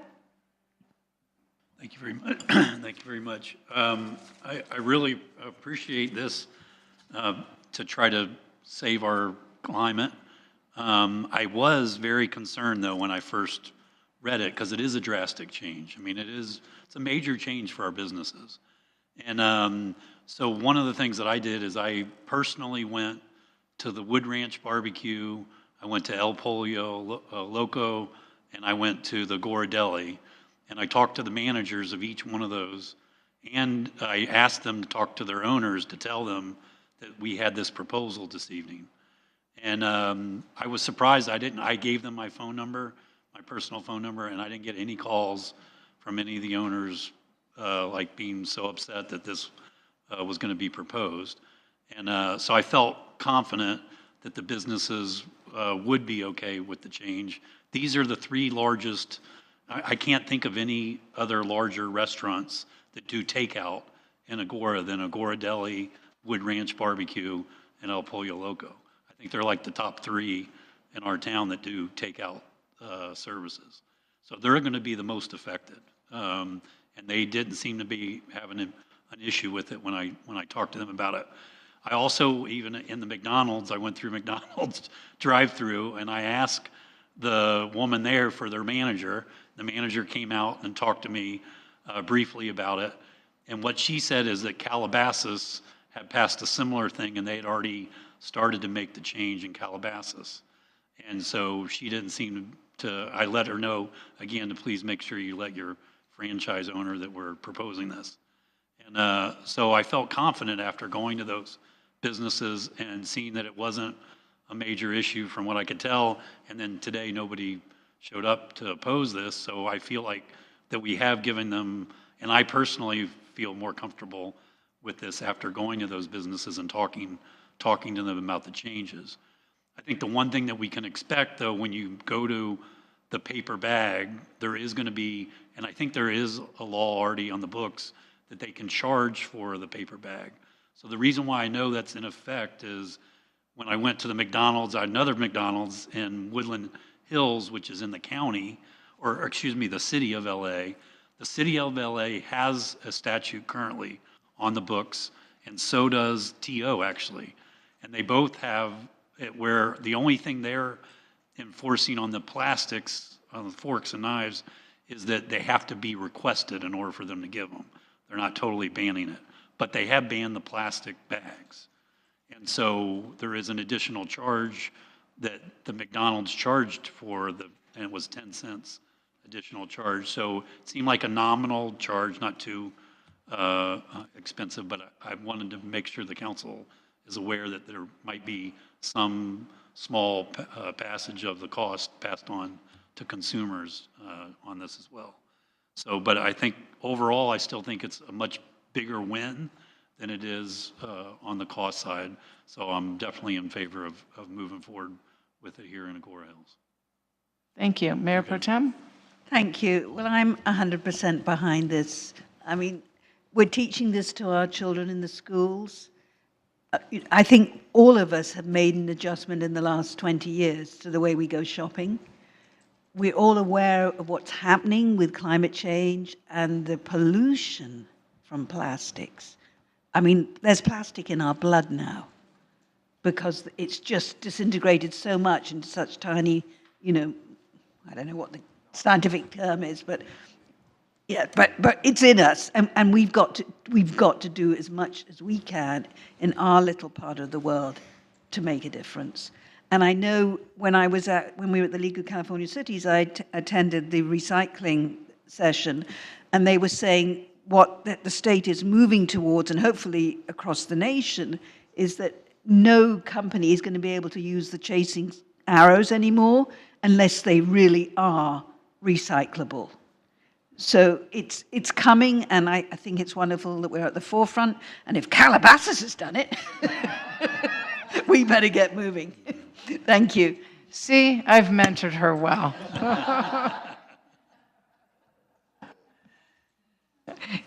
Councilmember Klein-Lopez. This is very exciting, and like we talked about earlier in our honoring of Elise Buckley Weber, anything we can do to check off a box in our climate action and adaptation plan is a win. We worked on that very hard for a reason, to give us points of progress, and so I think this is a good example of being able to actually put into practice what we've put into paper. So I love that it works for our climate action and adaptation plan. And Mayor Buckley Weber and I recently did a tour at the waste management or WM recycling plant in Sun Valley, and I know Mayor Pro Tem Sylvester's been there. I think most of you have been out there, and it's just shocking the number of the amount of plastic that is going through there, and they are the haulers, and they are saying how it's just killing our planet. And when we ask them what can we do as policymakers, they say flat out reduce the plastic. So I love that the state is doing it. I love that we're doing it, and we're to your point, Louis, we're hitting it at different angles. I'm happy to hear that so far no one has really flinched. It sounds like that the franchises are used to this, and the non-franchised are excited about it, so are optimistic, so that's great. And I appreciate what Councilmember Wolf said about giving them time to use existing stock. Also love the idea of the sticker in the window. I think that would be a very Agoura Hills thing to have. And I also, so I have a couple comments. It's the $300 is fine. I don't even know why. To me, it doesn't do much. It's not going to move the needle, so I'm willing to give it a try. But I don't think that that's going to be any kind of disincentive, but I also don't want to over penalize. But I do want to keep an eye on that, as you said, Louis, because if people are, if businesses are using that as just like a fee that they're willing to pay to, buy less expensive, less sustainable materials, then I definitely want to go after that. So I want to keep an eye on that. And my only other comment would be, maybe I don't have to bring an ordinance back and forth, but maybe if we can reference, I feel like it needs some definitions, because some of the, I don't want a business to play around with the definitions of recyclable versus non-reusable versus compostable, and maybe we can just reference our codes where you were our waste. I don't remember what you called it, but basically it sounds like it is in writing somewhere. Maybe we can reference that, but again, I don't want to make it go back and forth. So, and lastly, I want to reiterate what our Mayor Pro Tem said, that hopefully we can be in touch with businesses that might be having trouble finding materials that are in a price range that keeps them in business. So I want to be very, very supportive and in touch with businesses to make sure that they're able to make this change and not go out of business and say, oh, Agoura Hills made it hard for us to be in business. No, I want to be partners with them and make sure that they get the resources, because it's out there. So with that, I just want to thank the subcommittee and the staff, and I'm definitely ready to vote yes on this. Could I just add one thing, because what you just said made me think of it. I mean, because some of them are small businesses. I mean, maybe we could find a way for them to buy in bulk together that would help bring down the costs. I mean, I don't know. I'm just throwing that out there. Thank you. I think that the subcommittee, that our goal is to reach out and do whatever we can to help the businesses, to bring them into compliance. And we, by passing the ordinance tonight, although there'd be subsequent reading, it gives us plenty of time to do that. I mean, we wouldn't be really taking strong enforcement until 2026. And like Lewis was saying, if somebody said, I ordered the straw, I ordered the right straws a month ago, but they're not going to be in for 3 months, we're going to work with them. We're not going to penalize them for that. And I would just say that's a good recommendation about the link, but because I would like to see the ordinance passed tonight, perhaps in a cover letter and on our website we can put those links and not mess with the ordinance itself, if you were comfortable with that. Absolutely. Okay.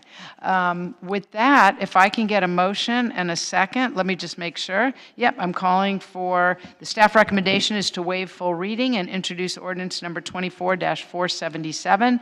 I'll now call for a motion and a second to approve the staff recommendation. Councilmember Wolf, and I'll make a motion to approve staff recommendation. Thank you.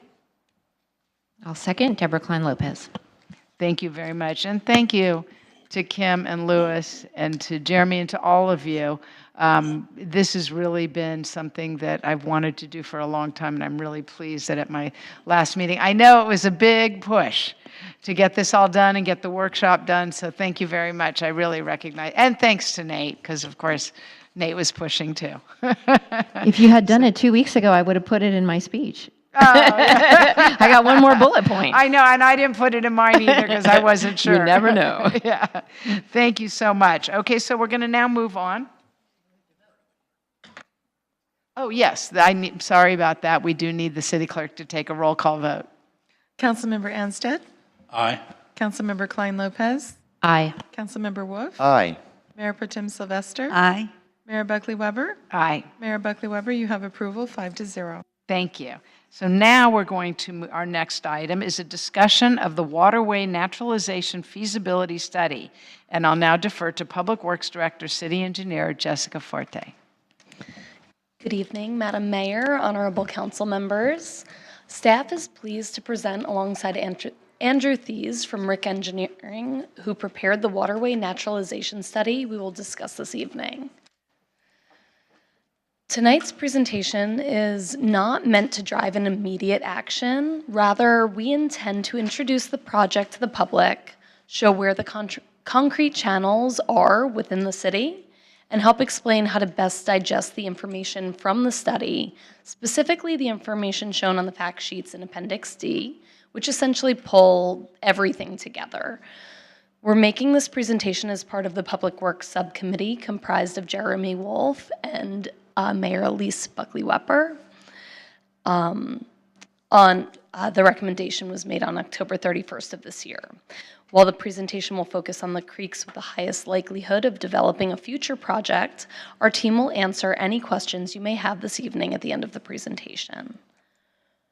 For those in the public that may not know, the project began as a City Council goal in 2022 to identify which of the city's 2.2 miles of concrete-lined channels may be candidates for naturalization, similar to the project constructed southeast of Canaan Road along Medea Creek. Rick Engineering was subsequently hired to prepare the study, analyze the existing geometry and other conditions, site constraints, hydraulic performance, and property impacts associated with full naturalization. The study concludes with concept development of each of the reaches or creek segments based on the available right-of-way, private property, utilities, flood considerations, slope and geometry, and ultimately what available naturalization strategies currently exist. To begin, we'd like to acclimate the audience with the 3 creeks we'll discuss this evening and their locations throughout the city. These are shown in Appendix A of the report that's attached to tonight's staff report. Locations 1 through 4, shown on the left side of the screen, are along Medea Creek, from the property behind Ralph's, where the creek enters into the concrete channel, to the confluence of the Medea Creek and the Palo Camado Chesbro Canyon Creek at the county yard. Locations 5 and 6 are along the Palo Camado and Chesbro Canyon Creek, from Driver, where the equestrian crossing is adjacent to Old Agoura Park, and moving south under the freeway and continuing west, generally along Agoura Road from Lewis to Cornell. Location 7 runs along Liberty Canyon from Agoura Road to the southerly city limit there. Now that we see where the study took place, I have personally found that the fact sheets in Appendix D to be the most useful for understanding the impacts that full naturalization may have on each of the creek segments. So I'm going to go through a single fact sheet. It just happens to be the first one in that Appendix D. It's the location behind Ralph's at the northernmost limit of the concrete line channel on Medea Creek. On this page, you can see how the full fact sheet is broken down. I'll show you the typical section in hydraulics and reach notes on the next few slides, but let's talk about this first. There is a lot of information provided here, and you'll see, I think maybe most importantly, the shaded band that exists over the creek. So this area, that illustrates the width that would be required for full naturalization. As you can see, it would significantly impact the adjacent properties. You'll also see any known utility conflicts and a photo of the existing creek condition at the location of where that photo was taken. So in this fact sheet, you can see this blue line is a water line, and you can see where the photo is taken at the bottom left of the fact sheet. The next slide is taken directly from the fact sheet we just looked at. What you'll see here is the existing width of the channel bottom, the existing public right-of-way, which in this instance is about 108 feet wide. I think it's worth noting that it's LA County flood control right-of-way, not city-owned right-of-way. So there would be acquisition or agreements associated with each of these locations. Most importantly, however, in this image is shown the conveyance area, which you can see at the bottom is 130 feet. This has been a piece of information we've talked about qualitatively in the past when residents have asked about naturalization. And now for each of the concrete channels, we have the calculated widths, thanks to Rick Engineering's effort on this project.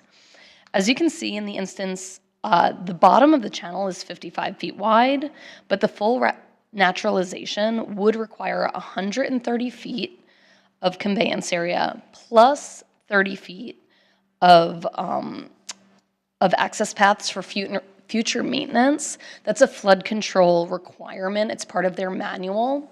So it's 15 feet on either side.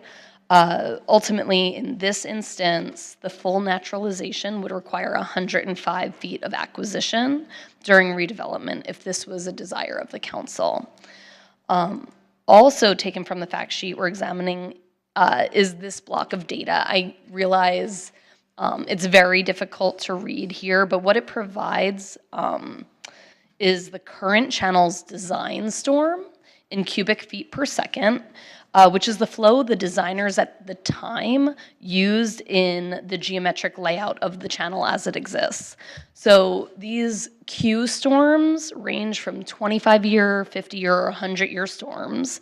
And generally, we believe they were chosen based on the available floodway adjacent to the channel. So, for example, there's only one location with a 25-year storm design, and it's for the channel in Liberty Canyon, where the roadbed could convey the storm, convey the flow to open space should the channel be flooded, and it wouldn't damage the nearby properties because of the geometry of Liberty Canyon.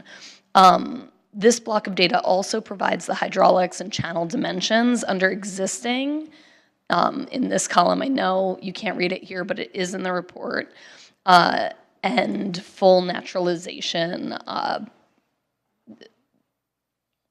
instances, as well as the impacts to adjacent property, particularly private parcels, public parcels, structures, and road right-of-way. So we believe all of this information will be useful to yourselves and future councils when the topic of naturalization is brought up by our residents. All of the fact sheets are available in Appendix D of the study, which was attached to this evening's staff report. While we won't go through them all in detail right now, they are all included as backup slides. So if there is a segment that you would like to look at in detail this evening, we can do that at the end of the presentation. So With that in mind, we'd like to discuss the results of the feasibility analysis and provide some possible solutions and alternatives. To avoid hopping around, we'll discuss the feasibility surrounding all of our creeks. Ultimately, full naturalization is not feasible due to existing build-out conditions. Full naturalization would require significant loss of property across all of our creeks. But in true Agoura Hills fashion, we're not going to leave it there. There are alternatives that could provide the recreational, habitat, and water quality improvements we believe that our council is interested in. We'll discuss all of the creeks on the slide, then provide a bit more detail about what each alternative looks like on the next few slides. So for Medea Creek, naturalization is not feasible without significant changes to our AHO and would be dependent on the full redevelopment of the properties where Ralph's and Vons currently exist. While making those planning document changes is possible, for many reasons we don't believe it's advisable. However, the area is currently being studied under the Bike Master Plan CEQA project. And should the City Council desire water quality improvements and a native plant palette that would support habitat and your water quality goals, staff could easily incorporate those elements into the Class 1 bikeway project associated with the Bike Master Plan implementation, rather than as its own study or project. And the Bike Master Plan project will go through its own general plan update, so it wouldn't affect moving that project forward from a schedule standpoint. For Chesbrough Canyon, again, due to build out along both sides of the channel, naturalization is not feasible. However, soft capping, similar to what's being constructed at the Ladyface Greenway, is an alternative, as is the possibility of improving either side of the channel with native plants and something like tennis netting along the chain link fence for beautification. And if appropriate, and where appropriate, bioswales and other street greening elements may be possible to improve water quality. Finally, we have Liberty Canyon, which has the greatest potential for partial naturalization. This could be accomplished with what's called a road diet, which removes part of the pavement along the street, and then soft armoring the channel with large stones called riprap, and planting natives within those stones. So, of course, the council is familiar with capping at this point, thanks to the Ladyface Greenway. For anyone who's not familiar, it's essentially building a bridge over to cover the channel and then placing soil, irrigation, and plants on that bridge, covering the channel and establishing either an open space or some sort of recreational benefit. The drawback here is the cost. We've seen projects smaller than 500 linear feet cost upwards of $20 million recently. Our Ladyface Greenway beats that a little bit at about 700 feet for $17.7 million. This is a great solution for a destination like the Ladyface Greenway, but it is cost prohibitive for longer lengths. So alternatively, projects on either side of the channel may help achieve the goals of naturalization without the costs of full naturalization or capping. Like I mentioned, some sort of tennis fencing, a native palette, which isn't necessarily shown here, and other street greening elements like bioswales and engineered tree wells could beautify and provide water quality and habitat benefits that are desirable of a project like this. This photo is from a project our neighbors to the north in Westlake Village constructed in 2018. Finally, we come to softening or soft armoring, which is the closest to a naturalization project possible along any of our channels. Specifically, this alternative would work at Liberty Canyon. You can see here what the cross-section would look like, staying within the existing right-of-way on the east side of the channel, expanding the horizontal distance of the conveyance area from 42 feet to 56 feet, and incorporating a road diet. Road diet is generally, or all a road diet means is you're taking out part of the asphalt. So we would reduce the curb-to-curb width from 60 feet to 44 feet, which would then incorporate a multi-use path and pivot from a Class 2 bike facility in that location to a alignment where we had a 12-foot multi-use path, a 12-foot travel lane in each direction, and an 8-foot parking strip along the southbound lane. This would not impact the existing sidewalk or require additional right-of-way acquisition. However, it would require changes to the general plan and mobility element from a collector street to a local road, the bike master plan from a class 2 to a class 1, and some other review for fire egress and traffic concerns. Furthermore, it would require moving SCE poles and overhead utilities, as well as require support of LA County in order to proceed, as the flood control district owns the channel itself. Furthermore, the county does have plans that they're working on for beautification of this area. So if this is something that the council wanted to proceed with, we would advise that those conversations begin in the near term. So this is what soft armoring could look like. The top left photo is at installation, and the bottom right photo is about a year after establishment. And in conclusion, staff leaves the council with these considerations for future goal-setting session per the recommendation of the Public Works Subcommittee. Your next steps could begin with a CEQA initial study and a deeper dive into the land use concerns and general plan or specific plan updates required by any of the stretches the City Council would like to have considered. This could inform the 2028 general plan update, or in the Medea Creek instance, be rolled into the bike master plan. After incorporation into our planning documents, site-specific designs and coordination could be undertaken, and staff could begin seeking out funding for project development. So that concludes our update to council. Again, Andrew and I welcome any questions the City Council may have. And as I mentioned, we have all of the fact sheets available if you'd like to dig into any of the specific segments. Thank you for your time, and it's been a pleasure presenting for you, Madam Mayor. Thank you very much. I appreciate that. Okay, so now before we move on to public comment, does any council member have any questions of staff? Councilman Lopez? I do, and I apologize, science at 10 o'clock at night. So I guess I'm a little confused about when we say that we're looking at this as naturalization. There's some naturalization that has pedestrian and bike and accessibility to humans, and then there's some that don't. Is that right? Because so for channel softening, when you put the picture up, there's no pedestrian access to that. Is that right? Not in the water course, but alongside it, there could be an all-use trail, or multi-use trail, so pedestrian and bicyclist. Okay. And then my other question is, my other question is, you were talking about greenscaping concrete, and can you talk to me a little bit about that again? You said maybe netting or something like that.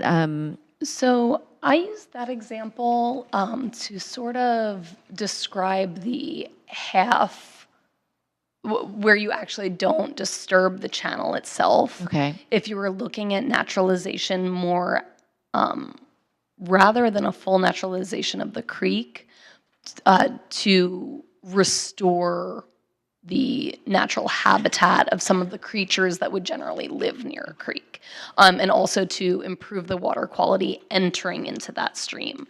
So while it doesn't achieve what you would traditionally think of as a stream bed restoration, it is an alternative where the geometrics just don't work out. Specifically, this location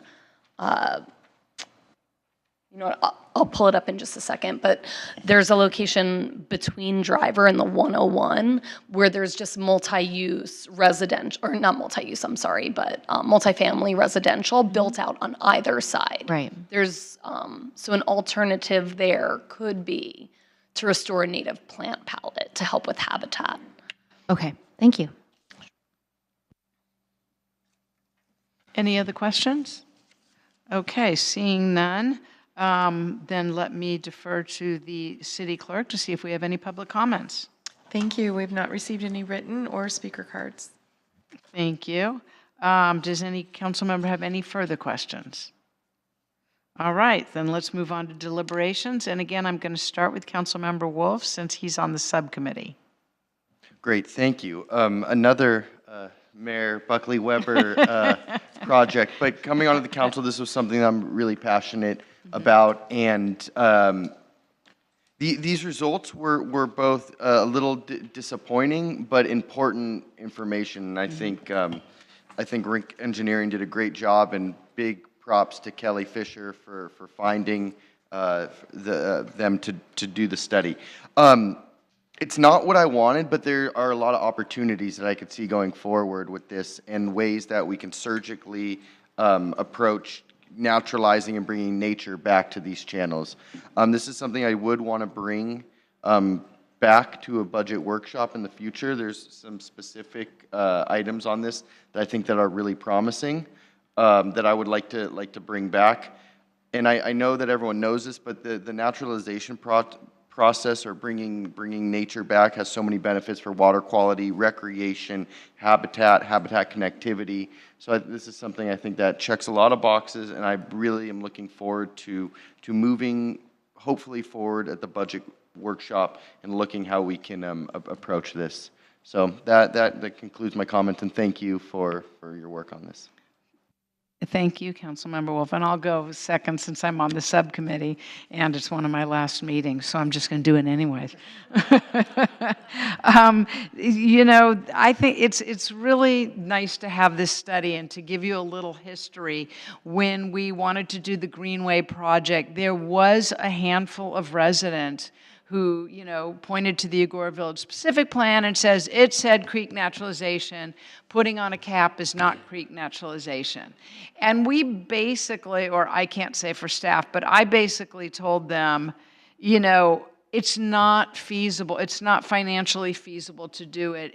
We can't do it, and this is the best we can do, and we're going to get a lot of the benefits of clean water and natural habitat without doing the naturalization. So now actually having a study that explains to the residents that full creek naturalization is not feasible. So, you know, the next council is going to be able to, I find it very exciting that you can start picking and choosing what you might want to do next. And I would recommend, as Councilmember Wolf said, that you immediately jump on it, because, you know, Prop 4 passed.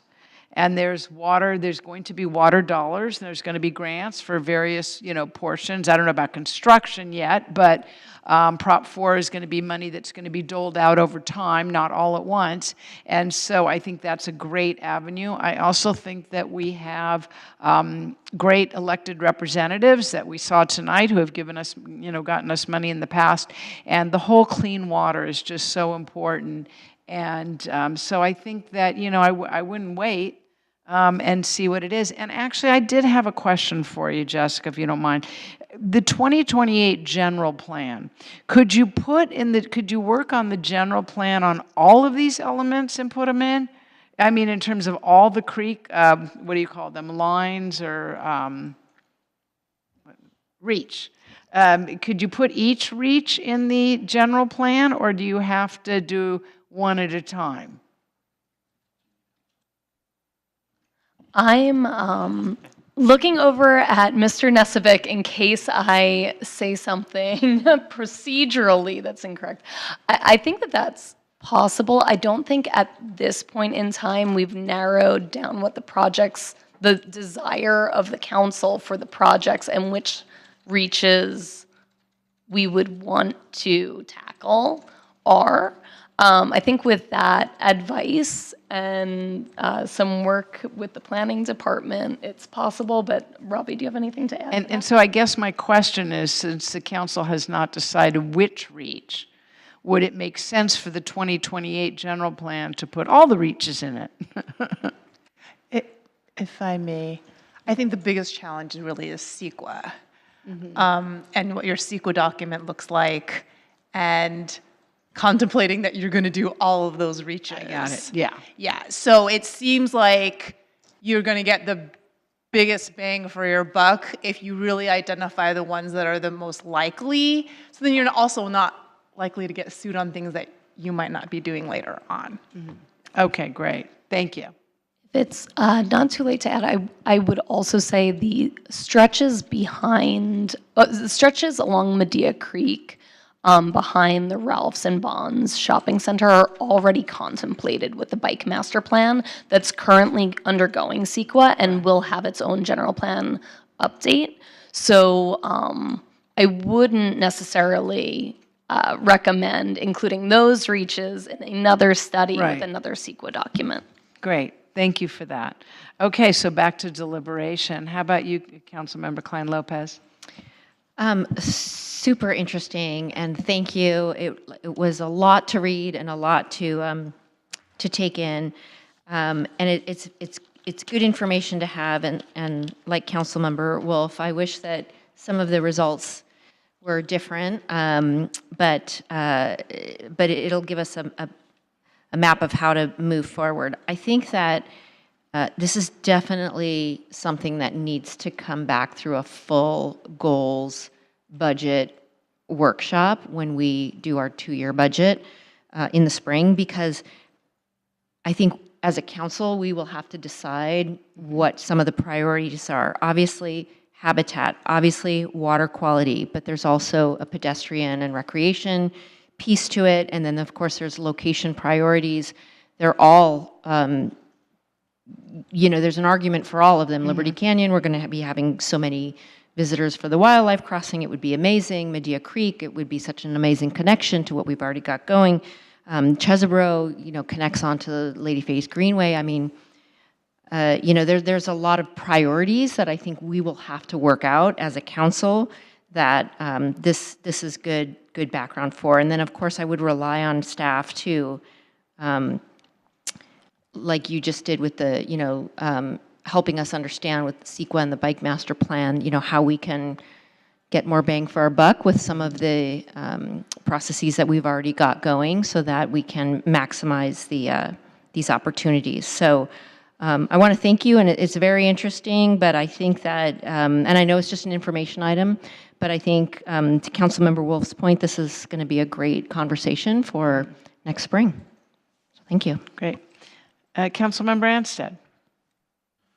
I think for me, the two that are the one that's most likely where we don't have to wait for like a redevelopment of the Vaughns and Rouse. I like that, but you have to kind of wait till that happens if you're going to move forward. I kind of like the Chesebro Canyon one in the fact that there's already an example, and currently we have somebody that actually did that project on Westlake Boulevard. Yeah. And I kind of like that look to where you cover it with the green, and then you make yourself a nice path and have everything there. So I kind of like that. Could I have you hold off on that conversation until the budget workshop? Sure. And which one, and just, if you have any questions about this plan or, any problems with it, because I think, we don't really want to go down that road yet. For one, the new council member I know is going to want to weigh in on which one, but if you have some comments about the plan or, anything like that, if you don't mind, why don't you wait till budget? Sure. I think all of them are good ideas, and if we had all the money in the world, I'd love to do them all. So all good. Mayor Pro Tem Sylvester. Thank you. Well, first I would like to thank Jessica for sitting down with me and explaining what it all meant. I've learned some new terms: armor flex, riprap, soft armoring, and now I can tell you all about them. But I think basically this is a wonderful document. It's a starting point. I think it's really important so that we can now speak with knowledge when our residents say to us, well, look what you did in Chumash Park, why aren't we doing that throughout the whole city? Well, we can't, because it infringes on private property, and we don't have the right to take that away. But I agree with Councilmember Anstead. There are a lot of alternatives in terms of making things look better without going to maybe the vast expense that it would take to actually open up those channels, widen them, and create new banks and everything else, which is a huge lift, and I'm not sure we're ready yet. But this is a great start, and thank you very much for all the work that has been put into it. Thank you. Any other comments? Okay, so this was just a discussion item. No action is required. As staff, you've heard what we've all had to say, and you can go from there. We've given our feedback, so thank you very much, Jessica. I appreciate it. And we'll now move on to council and staff comments. Are there any comments from staff? Oh, Amy. You know I will. Thank you, Mayor Buckley-Weber. Since we're not going to have a council meeting before our next event, I wanted to remind the community that we have Holidays on the Hill around the corner. It's happening on Friday, December 6th, and Saturday, December 7th. The Friday evening is 4 to 8, and then on Saturday we've got Meet Santa, Letters to Santa. We've got 18 amazing artisans in the event center. It's going to be a really fun 2-day event. Holidays on the Hill, and you can find it on our website. And then I wanted to say thank you to Mayor Buckley-Weber. I'm going to try to bite my, try not to cry. I want to thank you on behalf of the Department of Community Services for your support, your enthusiasm of community services over the years.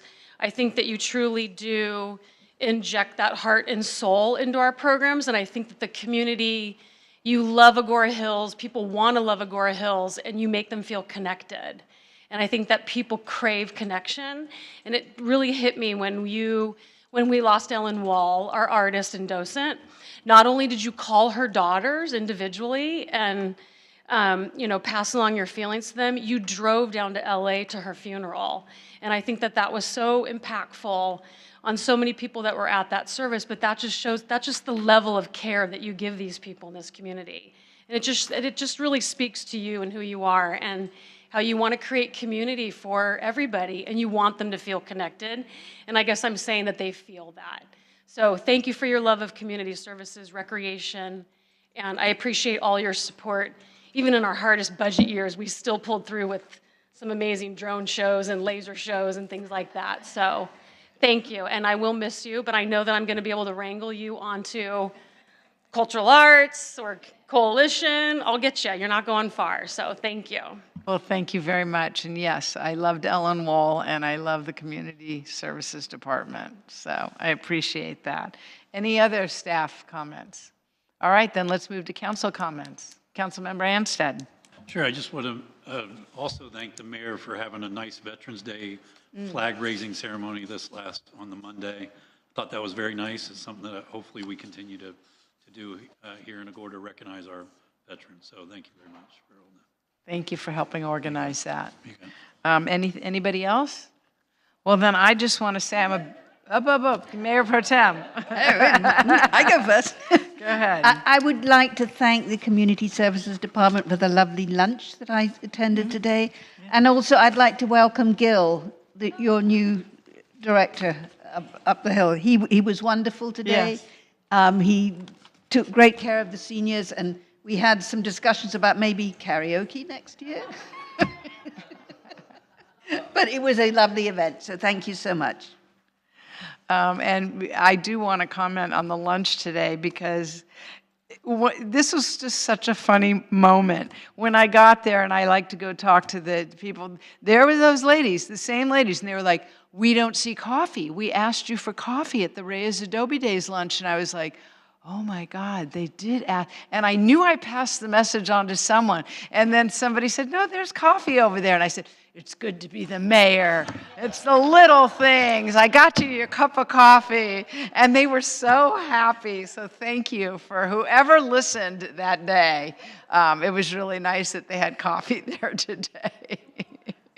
It is the little things, so thank you for that. So I am about to adjourn my last city council meeting because the next adjournment, even though I'll be here in December, will be somebody else, not me. And again, I just want you to all know how much I love you and how much I've loved working with everyone. You guys have made me look so great in front of all those people. And I just want you to know from my heart how much I appreciate it and everything you've done. And the city is in great hands, so I'm not worried about anything. And just, onward, upward, and have a good time. So thank you. With that, the regular city council meeting for November 27th, 2024 has been canceled. The city council reorganization and regular meeting is scheduled for 6 p.m. on Wednesday, December 11th, 2024 in the council chambers of the Civic Center. Prior to the meeting, a light reception will be held in the community room at 5 p.m. This meeting is now adjourned.